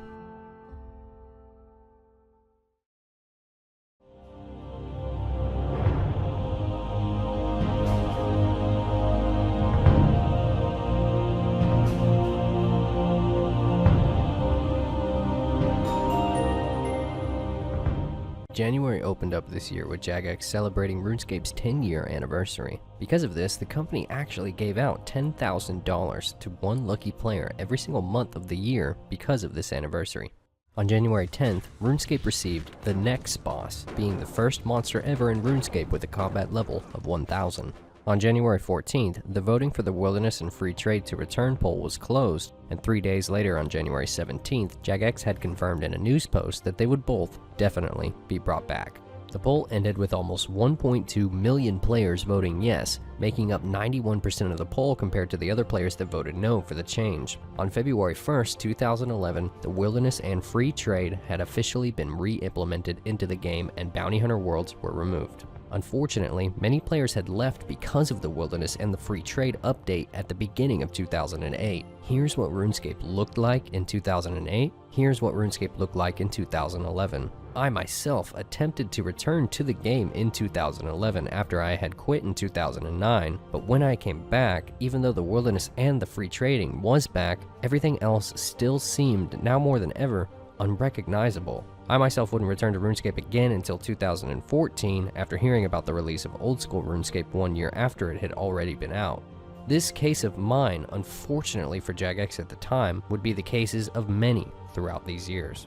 Even though they brought the wilderness and free trading back in 2011, RuneScape as a whole since 2008 had changed drastically.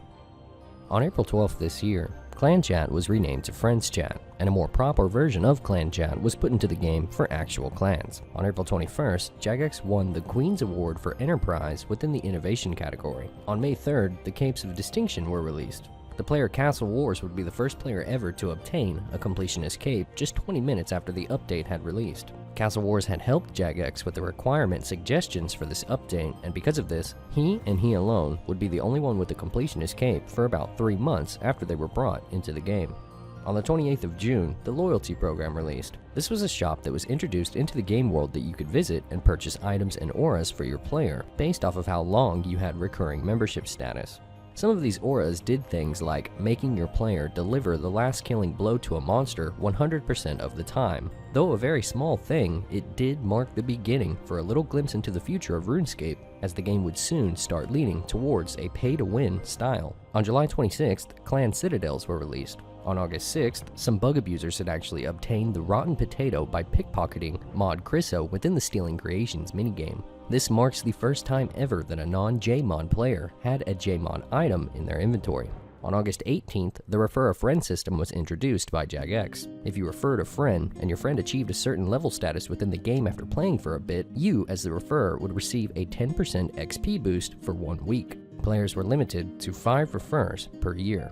September marked the month where the Suwami era would begin in RuneScape, as he would climb to rank 1 overall and hold it for quite some time. Suwami's actually a good friend of mine, and on a personal side note here, I do miss him, as he hasn't played the game in a very long time.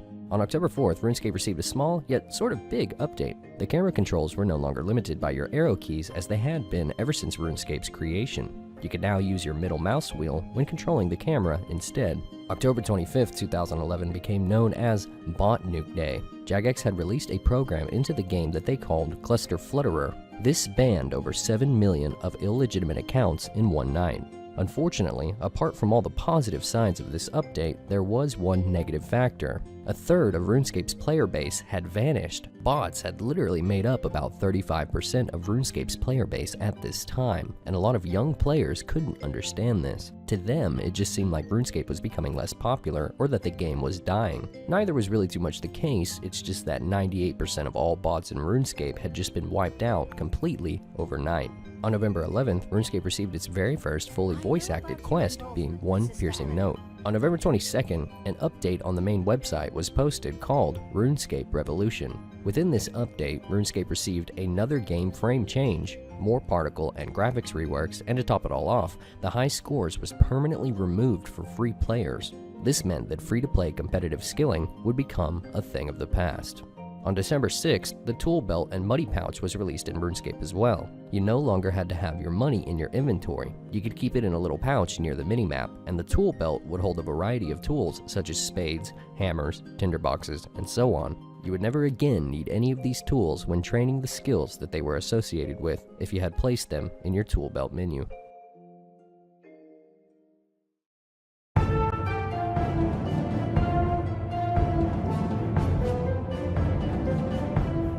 During this year, Jagex had reached over 500 employees at their company. It was also during this year that Inside Venture Partners had increased their stake in Jagex. They increased it from 35% to 55%, giving it a controlling factor in the company's decisions from here on out. On January 4th of this year, all Barrow's armor had received a graphical upgrade. On January 10th, RuneScape received the Best Browser Game Award and the Game of the Year Award on Massively.com. On February 14th, the Czar City, along with all of its inhabitant NPCs, received a major graphical upgrade, which at the time I thought looked awesome. Funnily enough, because of this update though, players had to relearn Jad all over again because he had received new animations. On February 28th, the Squill of Fortune released, marking the beginning of microtransactions being put into RuneScape. On March 6th, all player armor received a massive graphical rework. For example, melee armor went from this to this. On March 13th, lodestones were put into places all around Gielinor. Players could use these lodestones to teleport to any city they wanted to at any time. 2012's April Fool event was a really funny one. Jagex had posted that they were giving out green pea hats in Lumbridge. If you went to Lumbridge, it wasn't exactly a green party hat you received like most people were hoping for, however. Instead, it was literally just an actual pea that you could put on your head. In the same April Fool's update, Jagex also released a very hilarious video where they showed off what they called at the time Jag Motion, an exciting new way to play RuneScape in virtual reality. April 2nd was the day that microtransactions officially made their way into RuneScape. The Squill of Fortune had already been out since February, but you couldn't buy spins up until now. Up until now, it seemed like an innocent update. You could now buy these spins with real-world money, or you could get them from a ticket from monster drops. Essentially, children began gambling on this game. This caused major riots, like RuneScape had never seen before. The wilderness and free trade had just been brought back, and the whole removal of it in the first place in 2008 was because of real-world trading. So Jagex seemed extremely hypocritical amongst players for releasing this update. In fact, even some Jagex moderators were not happy about this update. To many, with the introductions of microtransactions, RuneScape became just like every other game out there and was considered no longer special. Shortly after this update, Paul Gower resigned, as he had promised that RuneScape would never receive microtransactions as far back as 2003. 22 days later, on April 24th, free players and members could receive even more spins on the Squill of Fortune by completing quests. On April 30th, 2012, the RuneSpan was released, a whole new plane of existence in which players could train runecrafting. This update skyrocketed runecrafting's XP per hour rates, and because of it, having 99 runecrafting at this time became one of the least popular achievements, something completely unheard of before this update released. On May 4th, Mod Mark Gerhard released an update on the game's website calling the Squill of Fortune a massive success despite all the hate. He even said it was one of RuneScape's most appreciated updates since the beginning of RuneScape's existence, due to 90% of the player base engaging with the wheel. Yeah, it was probably a success because children became addicted to gambling their real-world money away. On May 10th, firemaking was completely changed. Instead of lighting logs in a straight line like everyone had before, players would now create bonfires in which other players could throw logs on other players' fires, receiving firemaking XP. When you used another player's bonfire, you were also given a slight bonus and boost in your XP rate for the skill as well. The game was completely changing, and RuneScape's biggest update ever began development. On May 18th, 2012, the Evolution of Combat beta sign-up period was released for paying members of the game to apply for. On May 22nd, the Queen Black Dragon boss released with a combat level of 900. On May 28th, a single update was released titled Squill of Fortune, Win More, Win Big. Jagex had announced that it was now even more possible for players to win bigger prizes when spinning the wheel. For example, the 200 mil cash stack on the wheel had been changed to 500 mil, and you had a 10 times better chance of winning it. On June 4th, the Squill of Fortune was changed to the Squill of Neptune, featuring more aquatic items. You can now obtain a rare category item called a fish mask that blew bubbles on the wheel, and it was also tradable, yet somehow today isn't really rare at all, even though it's a discontinued item. I guess it just goes to show that if the player base doesn't like something strong enough, even intended rares simply just won't become rare with time. This fish mask was the first rare item that had been introduced to the game ever since Santa hats released in December of 2002. 10 days later, on June 14th, Jagex announced that the Squill of Fortune spins were on sale for 50% off, and if you bought them, you'd also receive 50% more bonus spins when spinning the wheel because of it. On June 26th, the Evolution of Combat beta had officially launched for the applicants that had signed up to try it. 50,000 players were accepted for this. On July 1st, 2012, the Squill of Fortune's wheel was replaced with nothing but XP lamps for 1 week. During this week, XP rates of players skyrocketed based off of how wealthy they were in the real world, furthering the pay-to-win concept the game decided to take on. On July 17th, the Solomon's General Store was released, along with rune coins. You could buy rune coins off of the RuneScape website with real-world money and use those rune coins to purchase cosmetic items from the newly released Solomon's General Store, furthering the company's decisions with microtransactions. On July 19th, Jagex had announced that RuneScape had received over 200 million accounts registered on their game. On August 10th, even more skins were added to the Solomon's General Store for players' shields and weapons. 4 days later, on August 14th, it was announced that Jagex had once again doubled the amount of cash on the Squill of Fortune. On August 29th, another news update was posted where Mod MMG once again called the Squill of Fortune, as well as this time the Solomon's General Store, massive successes despite even more hate. On September 9th of this year, Gielinor was being changed heavily in preparation for the release of the Evolution of Combat. A lot of landscapes at this time were having their graphical appearances upgraded. On September 26th, Botany Bay was released. This put an area in the game where all botters would go if they were caught cheating in-game. Players could visit Botany Bay and make fun of them when they had been captured. It was a funny little update, and the technology and programming behind this new botting detection software was actually developed by former botting website owner Jack Mob, who was later given a job at Jagex by Mark Gerhard because of his programming skills. On the 9th of October, the King Black Dragon, RuneScape's first ever boss monster, finally received its own graphical upgrade.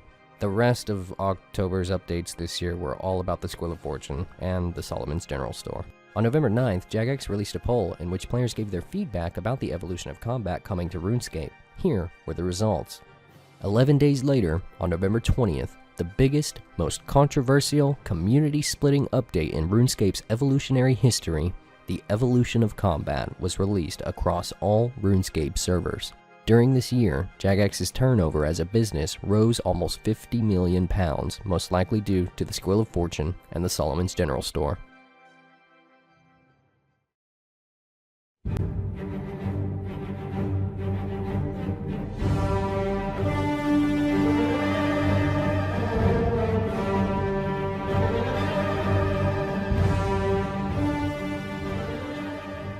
On January 23rd of this year, an update was posted on the main news feed in which Mod MMG finally agreed with the community about the Squill of Fortune and the Solomon's General Store, admitting that most of 2012's update feed was dominated by the two microtransaction shops. The next day, on January 24th, RuneScape player So Wrecked made a video on YouTube challenging Jagex to release an older version of RuneScape. He created a petition for this change on change.org, and 44,770 people had signed it.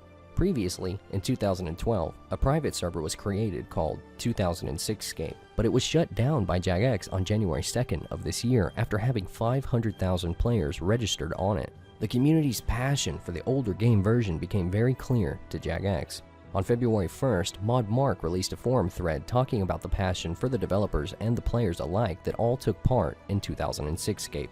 He even asked Andrew Gower at this time what he thought about bringing an older version of the game back, and Andrew immediately agreed that this would be a good move for Jagex. However, most JMods estimated that Oldschool RuneScape's lifespan would only be about 6 months before it would have to be shut down. Wrong. So, 12 days later, a huge advertisement for a poll was displayed on the main website that read, Oldschool RuneScape, you vote. Within this poll, there were a number of milestones that could be met in correspondence with the vote count. The voting ended with a total number of 449,351 votes. Due to players' votes almost reaching a specific milestone, Oldschool RuneScape received a proper development team that would update the game consistently, and the first 6 months of Oldschool RuneScape membership would be absolutely free for everyone. It was Mod Philip who found an old hard drive that contained the August 10th, 2007 revision of RuneScape in the back of a safe at Jagex headquarters. On February 22nd, 2013, Oldschool RuneScape was officially released to the public. Just 5 days later, OSRS player Adtrait was the first player ever to achieve a level 99 in OSRS, being the thieving skill. On March 1st, the player Vongola achieved level 99 cooking first as well. Over in the other version of RuneScape, a new era began in the game as the quest The World Wakes was released, marking the beginning of the 6th age within the game version's lore, meaning that all other quests prior to this one had taken place in the past within the 5th age. That's actually really interesting and cool to me. On March 18th, Suwami would become the first player ever to reach 5 billion total XP overall, making him also the first player to have ever gained 200 million XP in every single stat. On March 29th, the HTML5 beta of RuneScape was announced. This HTML5 client was, at one point in time, thought to be by Jagex the future of browser gaming. With this massive client change soon to be happening to RuneScape 2, Jagex decided to begin officially calling this game version RuneScape 3. On April 17th, the RuneScape 3 beta program was released for players to sign up and try out the new graphics associated with the HTML5 client.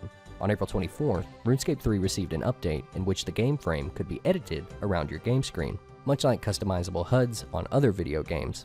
Along with this update, a massive overhaul and rework of RuneScape 3's songs were done by an actual orchestra. They had previously been done by a synthesizer. As an example of this, here's what the song Harmony now sounded like compared to its older version.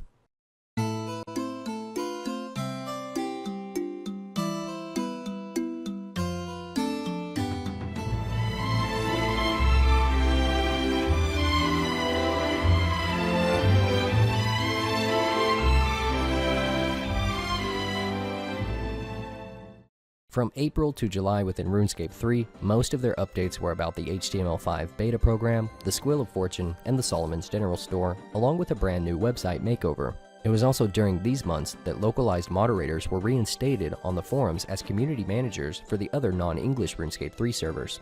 On August 16, 2013, the player SoRec that originally created the petition for Oldschool RuneScape was hired at Jagex. 2 days later though, on August 18th, he would be fired before he could even start the job, due to a video leaking of him saying that he, as a Jagex moderator, would have definitely abused his powers. He also said some pretty racist stuff. On August 20th, within RuneScape 3, the Divination skill released. 9 days later, on August 29th, the player I'm Choices achieved level 99 Divination first, before anybody. On the 5th of September this year, Oldschool RuneScape received its very first original update that didn't exist in the real 2007 game version, being the Nightmare Zone. Jagex had been doing research on gold farming again, and they had found that over 50% of the RuneScape community at some point in their RuneScape careers had purchased gold, and that they wanted to do something about it. On September 25th, Jagex made a decision that they did not take lightly with Oldschool RuneScape. They had released membership bonds within the game. It was essentially an item in-game that you could redeem for membership after you had bought it off of the Oldschool RuneScape website. The idea for this update happened when someone had come to ModMark and mentioned a video game that they were playing in which actual membership for whatever game that was an in-game item that could be purchased. ModMark thought seriously about this, as well as Jagex as a whole, wondering if they could do the same with the OSRS membership. The company had remembered 2012 and how horribly it went with the introductions of microtransactions like this, and everyone was extremely worried and apprehensive. But the Oldschool RuneScape membership bonds turned out to be a massive success, and still are to this day the only form of microtransactions that exist within Oldschool RuneScape. Following this update, real-world trading had dropped by 61%. On October 27, 2013, Oldschool RuneScape player Jebrim became the first player ever within the game version to achieve all level 99 stats. On the 12th of December this year, Jagex CEO Mark Gerhard was forced to resign from Jagex. He was forced because he had disagreed with microtransactions becoming more and more prevalent within RuneScape 3. The board of directors at Jagex wanted to keep adding them, and he didn't want any part of it and tried to fight it, so they voted him out. He would remain CEO another year before leaving, however, due to legal contracts. On the next day, on December 13th, RuneScape 3 player Drumgun was the first to achieve 200 mil XP in the Divination skill. Oldschool RuneScape ended this year with the player Vestfold achieving rank 1 overall on December 28th, overtaking the rank from the player User, who had previously been rank 1 overall for the past month.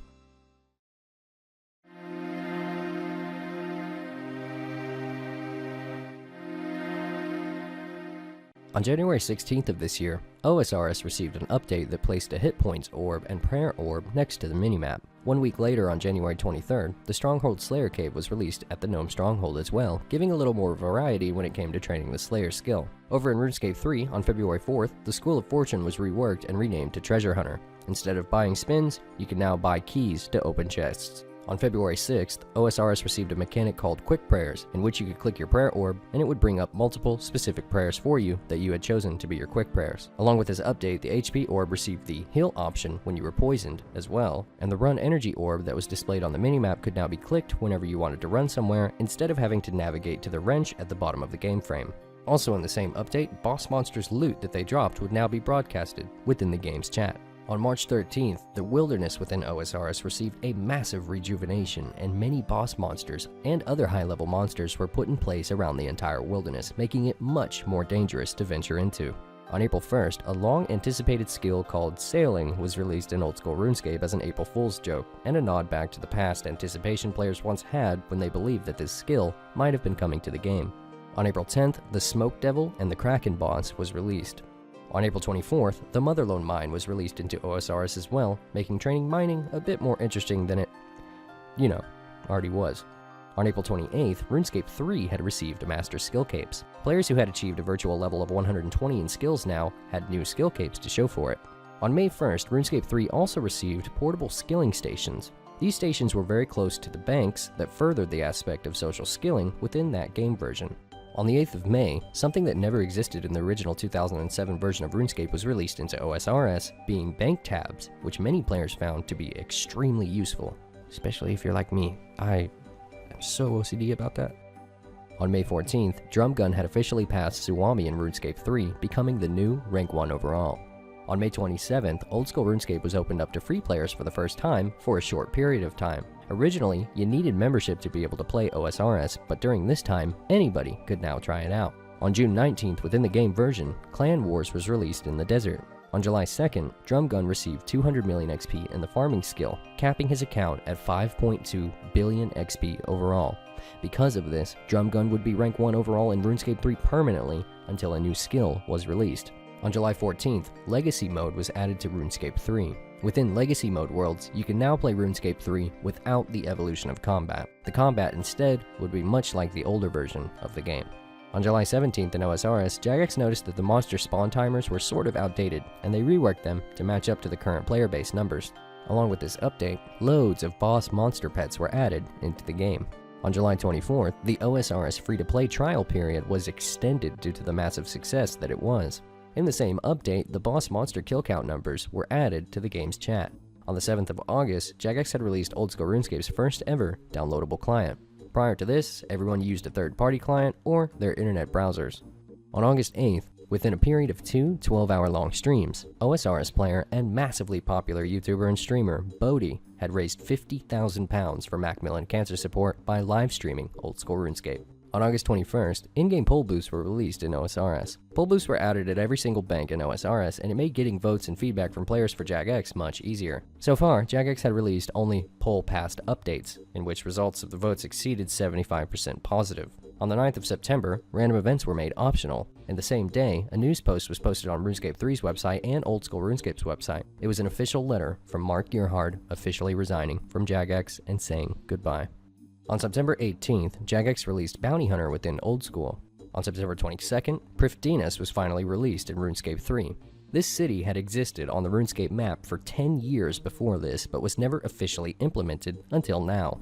On October 11th at RuneFest 2014, Jagex had announced that the original plans for the HTML5 RS3 client had been scrapped. On October 13th, heavily inspired by Faux Freedom and Bodhi's gameplay during this year within Oldschool, Iron Man and Ultimate Iron Man modes were released within RuneScape 3 and Oldschool RuneScape. It was also the same day that longtime popular RuneScape YouTuber Chris Archie had officially joined Jagex and would now be known as Mod Archie, hosting many of the company's live streams and videos on their YouTube channels from here on out. On October 16th, the Corporal Beast was released in Oldschool along with the boss's spirit shields and sigils.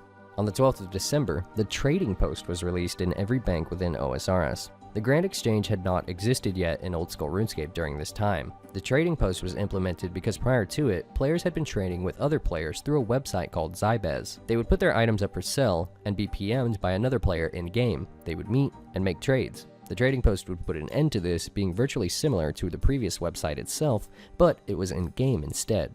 December ended 2014 with Oldschool RuneScape player Sick Nerd achieving rank 1 overall on the high scores.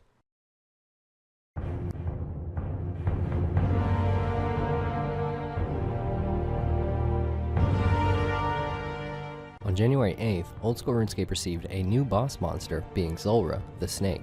Next month on February 5th, the Dragon Defender was released as well. With the massive success Oldschool RuneScape's extended free-to-play trial accumulated, it was decided on February 19th that Oldschool RuneScape would receive permanent free-to-play servers. This brought so many players to Oldschool because of this decision from Jagex. On February 26, 2015, the Grand Exchange was released in Oldschool RuneScape and the trading post had been removed from the game. This update was highly controversial and the Oldschool community was essentially half and half when it came to this decision. After its release, players no longer had to stand at Varrock West Bank spamming that they were selling something. On March 5th, loads of more achievement diaries were put in place in Oldschool RuneScape. Along with this update, an achievement diary skill cape was also released that players could obtain if they completed them all. On March 13th, RuneScape 3 Ironman player Dreyri became the first RS3 Ironman to achieve level 99 in all skills. On March 19th, Oldschool received an update to the chat dialogues. You can now press numbers when choosing dialogue options, and you can press the spacebar as well to continue to the next dialogues in the chat. On March 23rd, RuneScape 3 saw the release of its 200th quest, being the Dimensions of Disaster. On April Fool's Day this year, Jagex posted a news update on the OSRS page in which they described how they had recently implemented the quest While Gothic Sleeps into the game, as well as Dragon Claws. Dragon Claws weren't out yet in Oldschool RuneScape. The quest wasn't actually in the game, but a pair of fake Dragon Claws actually were. You could click a wield option on them, and your player would perform the Dragon Claw special attack emote. After the event was over, they were renamed to Diango's Claws.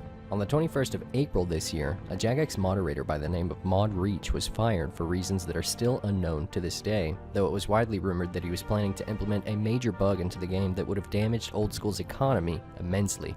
On April 24th, Jagex proposed a new Oldschool RuneScape website design to players. Here's what it looked like. This wasn't Oldschool at all to many, and players quickly shut this poll down with no votes immediately. Jagex still to this day has never proposed a new OSRS website design again.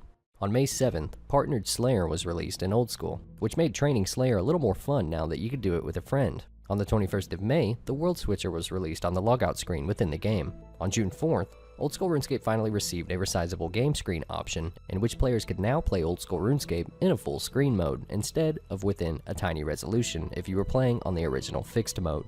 On the 25th of June, Platinum tokens were released into the game, and each one of these tokens served as a substitute for 1,000 gold coins each. So, if you hit max cash in RuneScape, you could transfer some of that wealth into Platinum tokens and still be able to hold more gold coins after doing so. As you can imagine, these became extremely popular amongst stakers at the Duel Arena. On this same day, all boss monster rooms and dungeons within the game received a peek option, letting you know if another player was inside killing the boss monsters that you wanted to kill already. On July 13th, RuneScape 3 had received a high-level group combat activity known as Raids, and along with them came two new boss monsters, being Beastmaster Durzag and Yakamaru. On July 30th of this year, OSRS received the ability to customize your F keys, and alongside this update, a music skill cape had also been added for any players that had unlocked every single song within the game. On August 8th, the Jad Pet was released, an XP number drop counter was released, and a page on the OSRS website in which Grand Exchange item stock changes could now be viewed and tracked by merchanters. On August 14th, OSRS player Link's Titan achieved level 99 range, making him rank 1 overall within the game. Link's Titan still to this day is rank 1 overall currently within Oldschool RuneScape. On August 27th, OSRS received a new boss as well, being the Hellhound Slayer boss, Cerberus. Jagex had released some great updates to Oldschool RuneScape this year, but every now and again, they would propose something that players would quickly vote no on. Another example of this would be that during this month, the sailing skill was actually proposed to the players via poll, but it was, in my opinion unfortunately, voted no against by the majority of players. I only wanted it because I, along with many, had anticipated this becoming an official skill ever since 2006. Over in RuneScape 3, on September 14th, the player Llama Orb became the first Iron Man account to have obtained a trimmed completionist cape. On September 16th, RuneScape 3 received a new game mode called Darkscape, a mode in which PvP was enabled all throughout the specific game world. On the same day, for an undisclosed reason, localized moderators were once again removed from the forums, this time permanently. It was also during September of 2015 that Oldschool RuneScape's player base had officially passed RuneScape 3's player base, making OSRS the more popular version of both games. On October 1st, another Slayer boss was released to Oldschool, being the Abyssal Sire. Along with its release, more abyssal weapons were added to the game as well. On October 5th, RuneScape 3's stat menu was updated to where players could see their virtual levels past 99, even though most skills during this time were still capped at 99 and not actually 120 like Dungeoneering was. On October 13th, the very first OSRS Iron Man player, being Leslie, had achieved level 99 in all skills. On October 15th, the Max Cape was put into OSRS for all players that had achieved level 99s in all skills as well. At the end of October on the 29th, a game mode similar to RuneScape 3's Darkscape mode was released in Oldschool, and it was called Deadman Mode.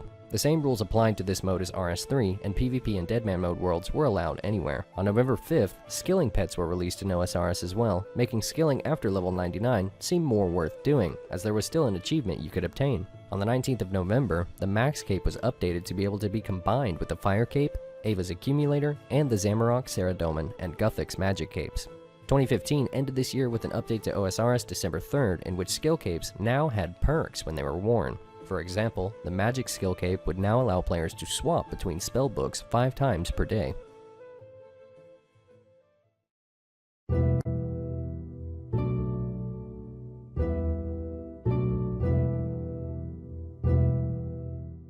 On the 7th of January, Oldschool RuneScape had received its biggest update yet. It received a brand new continent in the northwestern corner of the map called Zaya. Over the course of mid-2015, development blogs had been talking about this continent's release, and loads of concept was put out depicting what Zaya would look like when it did release. However, the continent didn't even really seem like much of a continent when it did release. It was interesting to explore, but honestly, the whole thing was sort of a big flop when it first came out. The continent was very squarish, and the surrounding areas didn't seem very natural looking as they could have been. Jagex worked hard on this continent, and Zaya looks great today, but when it first released, it seemed very unfinished, and not much content could be found on the continent itself. On January 21st, Jagex added an addition to Zaya, being some boss monsters known as the Lizardmen Shamans. The Shamans would drop a new dragon weapon, being the Dragon Warhammer, a very useful weapon for bossing that is still very much used in OSRS today.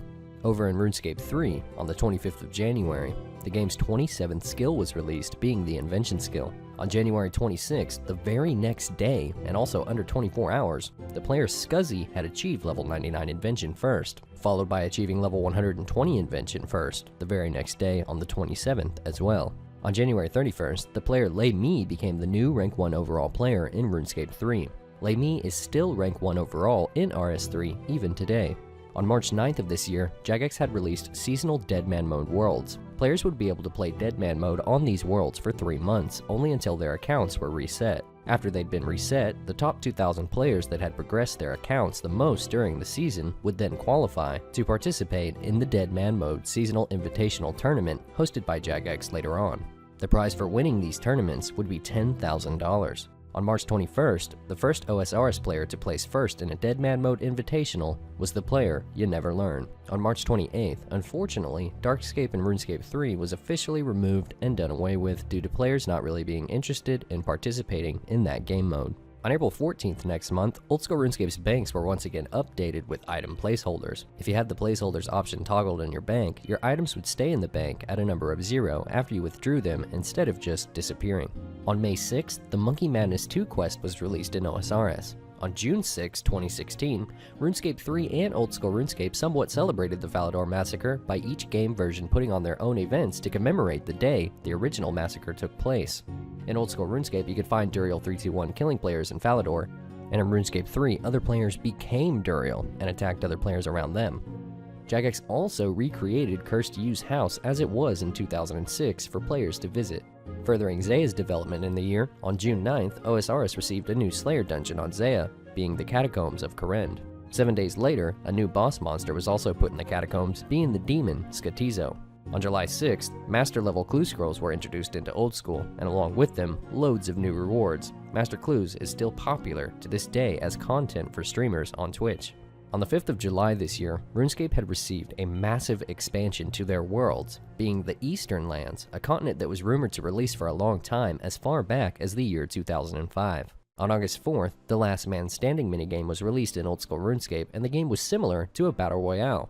On August 5th, the JMods of OSRS released a news post discussing third-party clients. Third-party clients are clients that you can play Oldschool RuneScape on, such as RuneLight, which offers an immense amount of tools useful for skilling that the original official OSRS client didn't have. While RuneLight had been confirmed to be perfectly fine to use from Jagex, other third-party clients that the players began using were beginning to get them in trouble. One such client that Jagex mentioned within the news post was a client called RuneScape HD. This client completely transformed the game into an HD version of Oldschool RuneScape. Jagex stated that this client was indistinguishable from botting clients within their botting software detection systems, and that using it would most likely result in players' accounts being banned. Because of this, Jagex began becoming more transparent about which third-party clients were okay to use and which ones, sometimes even unfortunately, were not, even if they weren't cheating-related clients. On August 22nd, RuneScape 3 had released their own set of skilling pets. On August 25th, the construction skill in OSRS received a massive expansion upgrade. Prior to this update, there weren't very many tools within players' houses that could help them when they were skilling in the game. That all changed after this update brought loads of useful tools to players' houses, and players had more of an incentive to train construction after a certain point that was previously seemingly pointless. On September 8th, training firemaking in Oldschool RuneScape became more fun and less pointless when Jagex added a boss for the skill called the Winter Toad, in which players would work together to defeat making firemaking, now a social skill, and actually a pretty good money-making method. Before this, when you trained firemaking, it seemed like you were just burning your money away for no reason with the logs you had bought. 4 days later, on September 12th, Jagex had announced that RuneScape had achieved a milestone of 250 million accounts registered. On October 6th, free players within Oldschool RuneScape had received their very first boss monster, being a level 106 hill giant called Obor. Prior to this, the only monster that would have been considered a boss in free-to-play was Elvarg, the dragon that the players would defeat during the Dragon Slayer quest. On October 25th, Ian Gower, the last founder of RuneScape still working at Jagex, decided to leave the company to pursue other projects. On the 10th of November, Oldschool RuneScape received a new Iron Man mode, being Hardcore Iron Man mode. Players who didn't die at the Corporal Beast cave by accidentally misclicking on their way to the bathroom would keep this red status symbol next to their name so long as they never died. Sorry, buddy. If they did die, they would be downgraded to a normal Iron Man account. On November 11th, Hardcore Iron Man mode player Iron Seto achieved the title of Final Boss in RuneScape 3. This title required the player to have killed all boss monsters in the game 100 times without dying. On November 17th, the continent of Zaya and OSRS received a massive graphical overhaul, making it much more natural looking, as it had originally been planned to be.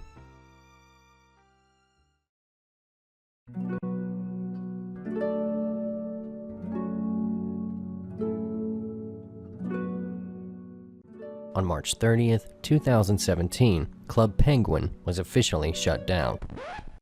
Just kidding, just making sure you're paying attention.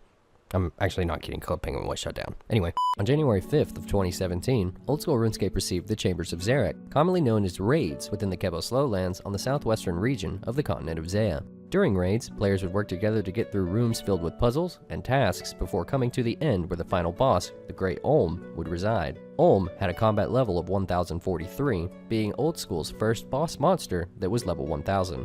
This activity would also bring on loads of new rewards for players to try to get for completing the raids. The most popular being the Twisted Bow, which today is worth 1.1 billion coins within Oldschool RuneScape, making it the 5th most expensive item in the game as of September 17th, 2020. On February 2nd, OSRS also received an update that put silver jewelry in the game for the first time. These silver jewelry items would also come with teleports and many helpful attributes when it came to skilling. On February 23rd, the shift-click dropping system was added to Oldschool, and construction became a lot easier with keyboard shortcuts being added to the building menus as well. On April 5th, Jagex had changed their logo for the first time ever since 2008. Throughout Jagex's lifespan as a company, including this new logo, there has only ever been 3 Jagex logos altogether. On May 25th, a world map orb was put into Oldschool RuneScape's game frame near the minimap. It allowed players to view the world map in-game and see where their players were walking at on the map in real time. Prior to this update, you had to look up the map online or view it on the OSRS website. On June 1st, Oldschool RuneScape received a new best-in-slot cape over the fire cape. Similar to the Czar fight caves where players would have to survive 63 waves of monsters, Jagex had released another minigame called the Inferno. Within this minigame, players had to survive 68 waves of monsters before reaching the final boss on wave 69, being a level 1400 monster called Zuck. At one point during this minigame, you are literally attacked by 4 different Jads all at once. If players manage to defeat Zuck, they will receive an Infernal Cape as a reward, the best cape within the game still to this day. Widely considered by the community to be RuneScape's greatest PVMer, the player Wooks would come to be the first OSRS player to complete the Inferno just 2 days after it was released on June 3rd, granting him a reward of a real-life version of the Inferno Cape sent from Jagex. On June 5th of this year, RuneScape 3 received an update that had been anticipated ever since 2005, being the Metaphos area within the desert. This huge update finally led players to being able to access an area within RuneScape that had been on the map but inaccessible for the past 12 years. Next month, on July 7, 2017, in an update titled Unfinished Business, Jagex announced on RuneScape 3's website that they would be canceling all future RuneScape 3 expansions that had been planned.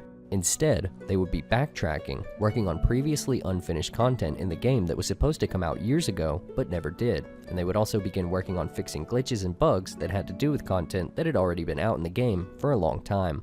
10 days later, on July 17th, Oldschool RuneScape Mobile was announced to players for the very first time. Everyone was very excited, and the update was originally planned to release in the winter of 2017 this year, but OSRS Mobile didn't actually come out until October in 2018 instead.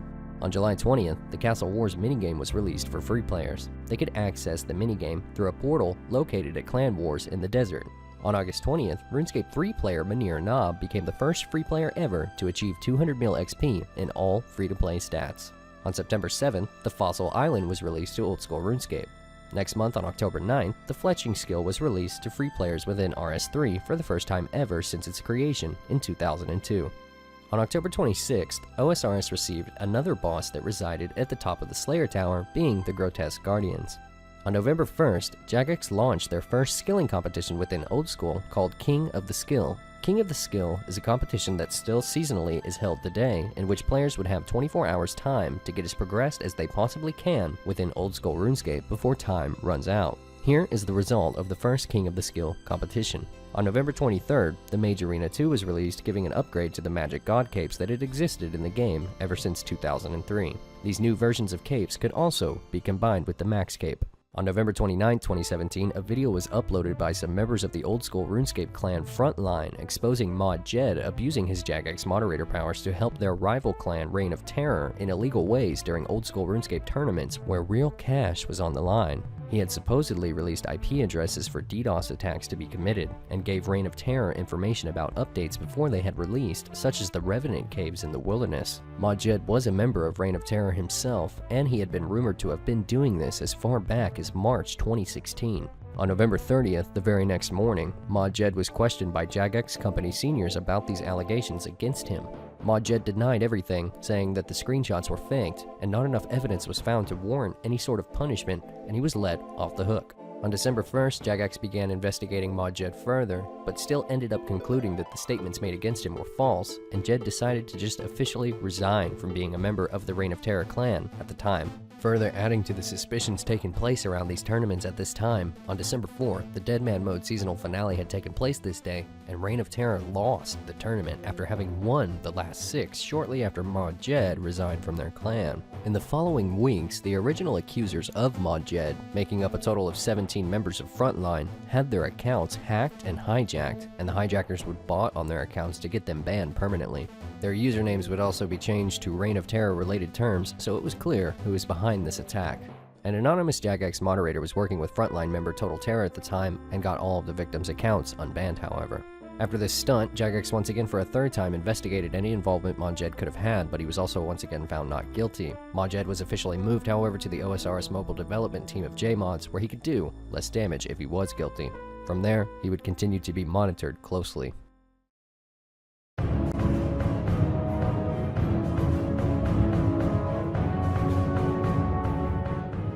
On January 4th, 2018, Oldschool RuneScape released an epic quest that was filled with nostalgia along the way of completing it, being Dragon Slayer 2. This is my personal favorite Oldschool quest, and along with it, the new dragon boss, Vorkath, was released, bringing Ava's Assembler into the game as well. In March of this year, it was confirmed that Oldschool RuneScape's player count had doubled that of RuneScape 3's.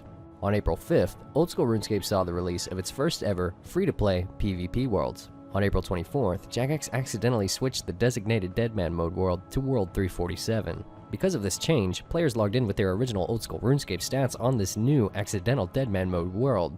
Players began attacking each other immediately. When you die in Deadman Mode, your stats are knocked back some levels. Fortunately, only 3 players were ever killed, one of whom was player Deomash, who unintentionally became the first player ever to have an Herblore skill cape with an Herblore level of 98, which is actually kinda cool. On May 3rd, Free-to-Play received their second boss ever, being Briofita, the level 128 Moss Giant boss. On June 7th, the Theater of Blood released in Oldschool RuneScape. This activity is a raids-like styled activity, similar to the Chambers of Xerix raids.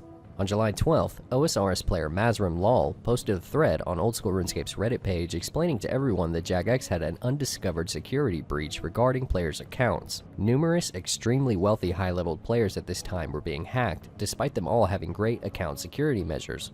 Mazrim Lal posted this thread after he himself lost 45 billion on his account. The total wealth of all accounts being hacked at this time was worth around 100,000 US dollars. Mazrim Lal would unfortunately be ridiculed and ignored by most players that responded to his Reddit thread, and they called him paranoid or suggested that his account was lacking in security. On the same day, a glitch occurred with the coin pouches that had been added when training the thieving skill. For an unknown reason, when players died with stackable items, those items would turn into max cash on the ground. Edgeville. I reckon we'll kill him wherever he is. Yes! What?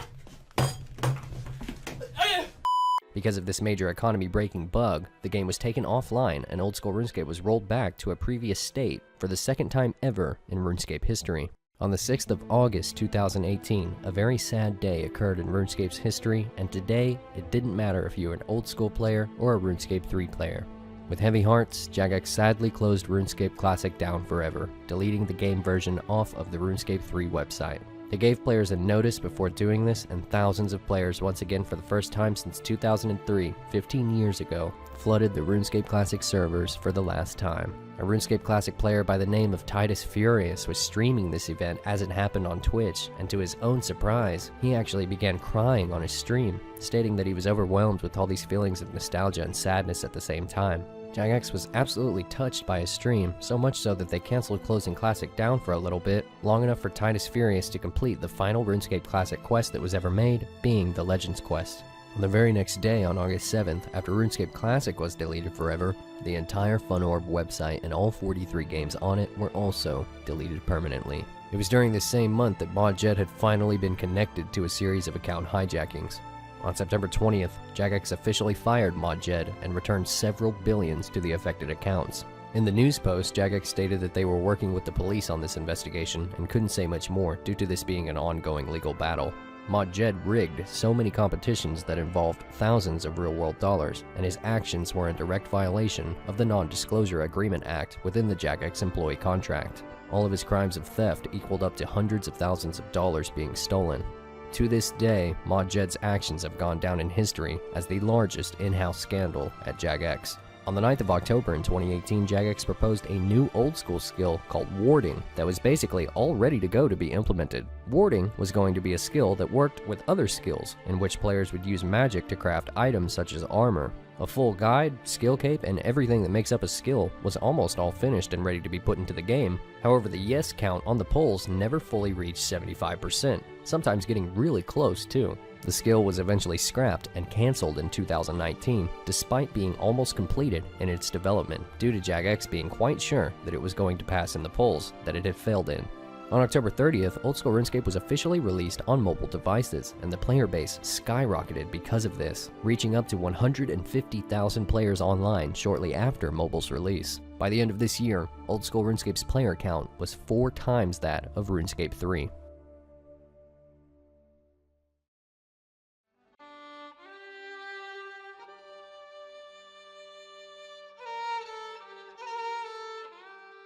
"2019 opened up in RuneScape 3 with a complete rework of the mining and smithing skill. Both skills were reworked to be more useful and profitable, and they became more interesting to level up. All of the level requirements were changed so that they made sense as well. For example, you used to require level 85 smithing to smith rune armor, but it was now changed to where you could make rune armor if you had level 50 smithing instead. The content didn't stop at level 50 smithing though, as 4 brand new armor tiers had been added to level 60, 70, 80, and 90.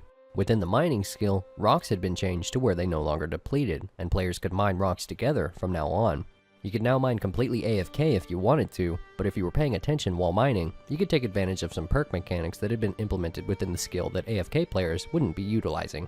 For a long time before this update, mining and smithing hadn't really evolved with the rest of the RuneScape 3 game version over the years, so this update was pretty exciting for RuneScape 3 players. On January 10th, over in Oldschool RuneScape, the Kebos Lowlands received way more content on the continent of Zaya. This addition to the continent brought a new Slayer Master named Konar. Konar resides on the top of Karulm Slayer Dungeon underneath Mount Karulm. If you received a Slayer task from her, while killing the monster she had assigned you, you might receive a drop called the Brimstone Key. This key could unlock the Brimstone chest near her, giving the player additional items after their Slayer task was complete. The Kebos Lowlands also brought a new boss to Oldschool RuneScape underneath Mount Karul called the Alchemical Hydra. And lastly, the Lowlands received another addition, being a guild associated with the farming skill. Within the farming guild, players could take advantage of its many features, including extra farming patches, all new seeds with abilities for patch growths, and they could fight a new demi-boss monster called Hispori for 12,000 farming XP as well. All of these new updates weren't perfect though, and there was one major bug that had caused RuneScape's third ever rollback in RuneScape history. For an unknown reason, the fifth most valuable item in all of Oldschool RuneScape, a twisted bow, spawned on a specific ground tile near the farming guild. The word got out rather quickly, and players rushed to this spot to obtain the bow. Hundreds of billionaires were made in an instant, and it was never fully confirmed by Jagex just how many twisted bows entered the game. This bug would have damaged RuneScape's economy catastrophically. Because of this, all of OSRS was turned offline completely for 2 hours. The bug was fixed, and Jagex rolled back the servers to a time before the bug had entered the game, and all the twisted bows were confiscated. On the 7th of March within OSRS, the special attack orb became clickable as well for all weapons that had a special attack. On April 10th, Jagex announced that they would begin hiding poll results from players who vote in polls within Oldschool RuneScape. Polling updates is a fundamental part of what makes Oldschool RuneScape great. Oldschool's very existence was decided by a poll back in February of 2013. In the 6 years prior to this update that have followed, polling had been pivotal in shaping the game, as only updates 75% voted for by the majority of players within the game pass. However, it started becoming clear that the current polling system of this time was not working anymore for the vast majority of the OSRS community. Content, which would benefit smaller groups of players, often suffered in the polls, despite the fact that this content would have had minimal impact on the wider player base. Plus, only a very small group of players were actively voting at this time, despite the community growing hugely within the past 18 months. What this essentially meant was that a small portion of the community were the ones deciding the content for the majority of players. This was never supposed to happen, and the other reasons behind this decision to begin hiding poll results are pretty complex. After this update, poll results only became visible after polls for updates had ended. Polling is still an issue today, and it is still an ongoing development by Jagex. On May 13, 2019, Jagex had released a development blog titled The New Player Experience. Jagex had began studying how legitimate new players had been operating within the game. The learning curve of the game can be pretty steep, and it was found that most new players were dropping out before they even got to experience the real game. Because of this, Jagex implemented some things around RuneScape that new players could take advantage of within their first few hours of playing. These things would include tasks for players to follow to get them better acquainted with how the game works, if they had chosen an option that they were completely new when they registered. On June 20th, Laren's keys were added to the Slayer Master Crystelia's tasks.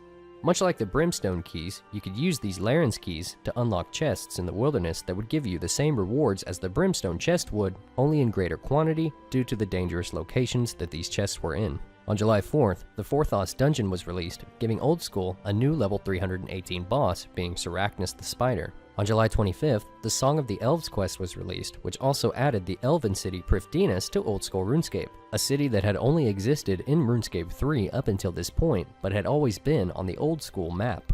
On August 29th, the PvP minigame Last Man Standing received an entire revamp. Players could now choose their loadouts before playing the minigame, and a point system was added to be spent in a shop for rewards. On September 12th, all house portals in the game received an advertisement board near them where players could advertise their open player-owned house more efficiently than just spamming. On September 26th, the Fremennik Exiles quest was released, furthering the Fremennik lore in the north. On November 14th, Jagex announced another game mode that was added to OSRS called the Twisted League. In this game mode, players would play on an Ironman account that was restricted to the Kebos Lowlands and Kourend on the continent of Zeah, and the game mode would also receive its own section of high scores on the OSRS website with all the other modes. This year ended with a RuneScape YouTuber named Rendy uploading a shocking video to his channel on November 26th, exposing a major economy-breaking bug that a few people were taking advantage of, and few people to this day still don't know about, because it was attempted to be hidden. Essentially, these few people were having 2,000 accounts that they owned fill up a game world and crash it. This would create a 15-minute rollback within Jagex's systems on the specific world that they had crashed. During this 15-minute window, players would trade max cash between 4 different accounts, and then the world would crash. When the world went back online, those 4 accounts were discovered to have been rolled back by 15 minutes, but still would have the cash that they had traded amongst themselves. It was later confirmed that at least 110 billion coins were duplicated using this method. Within Rendy's video, he shows that he attempted to contact Jagex numerous times about this game-breaking bug, but got no real response consisting of a plan of action. Ex-Jagex moderator Mod Ronan even commented on this video using his personal YouTube channel Goody, saying, "If only you knew how bad things really are," which is kinda scary. Most of these 2,000 accounts were later banned, but the game was never officially rolled back. Jagex supposedly was rumored to have tracked down the rest of the duplicated gold, but even I'm unsure if this was ever confirmed. This bug was never discussed again by Jagex.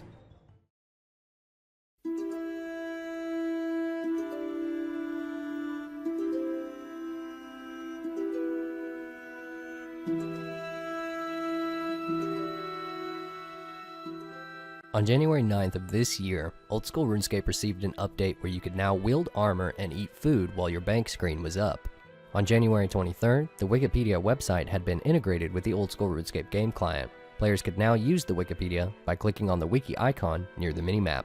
On February 6th, OSRS received a new level 814 boss monster called the Nightmare. On March 5th, the game was updated to where hit splats that weren't your own were now tinted to a darker shade to avoid confusion when it came to what you were hitting on the attacked monster.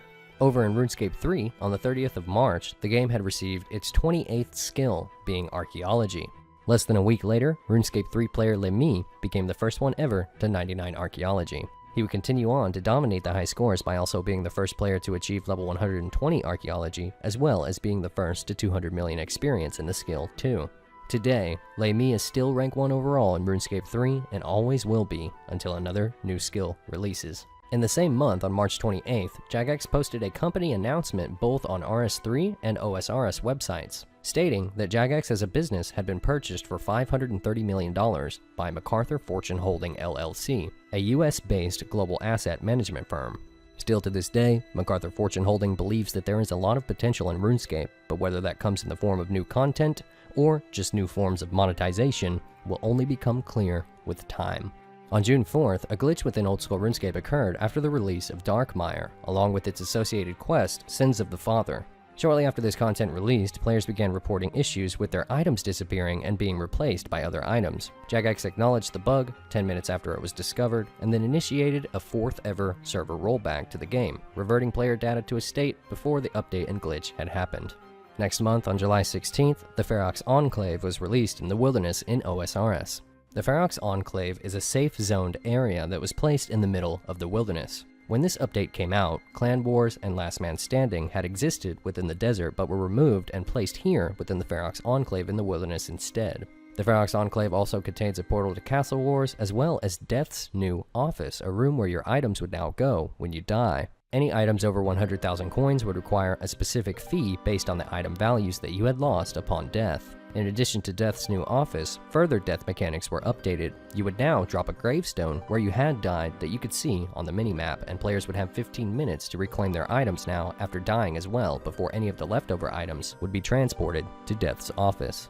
On September 9th, Jagex released a new members quest called A Poor Scene of Interest, a quest that was designed to introduce new players to the Slayer skill.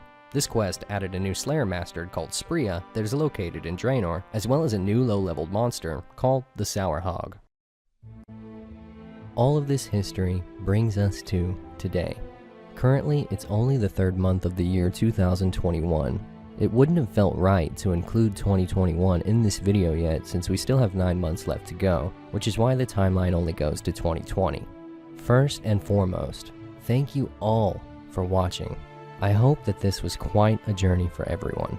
While it may have only been a 2.5-hour journey for you, I actually announced on my Twitter that I had started working on this video last year, back on August 6th during 2020. It's been an 8-month journey for me, and it has been filled with so many emotions. I've learned so much that I never knew about RuneScape, the RuneScape players community, and Jagex as a company. I started this game in 2004, 17 years ago, at the age of 10. I have been playing for over half of my life. If you took all the time that I've spent on this game and added it all up, I'm sure that I've spent years logged into the world of RuneScape. It feels like I've lived in this virtual world almost as long as the real one sometimes. I've lived quite a life because of this game. Because of RuneScape, I've become a YouTuber, and I've been afforded to live a life that allows me to follow whatever dream I wish to pursue at any given moment. My life would have been so different had I not discovered this game at such an early age. I've made friends online that I've known for years, and I mean a lot of years. My best friends. You know who you are, and you know that I love you. From the Gower brothers' humble beginnings in their parents' kitchen to an international experience that has touched over 250 million people's lives, RuneScape has brought people together both online and in the real world for a very, very long time. The game is now 20 years old, but has somehow withstood the test of time and is popular, if not more so, than it ever was before. The majority of the player base are veterans who have been playing for over 10 years. We keep playing this game because of the long-lasting friendships, the nostalgic memories of simpler times that we wish we could return to, and to escape from the ever-changing and sometimes stressful circumstances of our own real worlds. Though we know every inch of this game's world today, though nothing is as new to us anymore as it once was years ago, we keep coming back and we keep playing.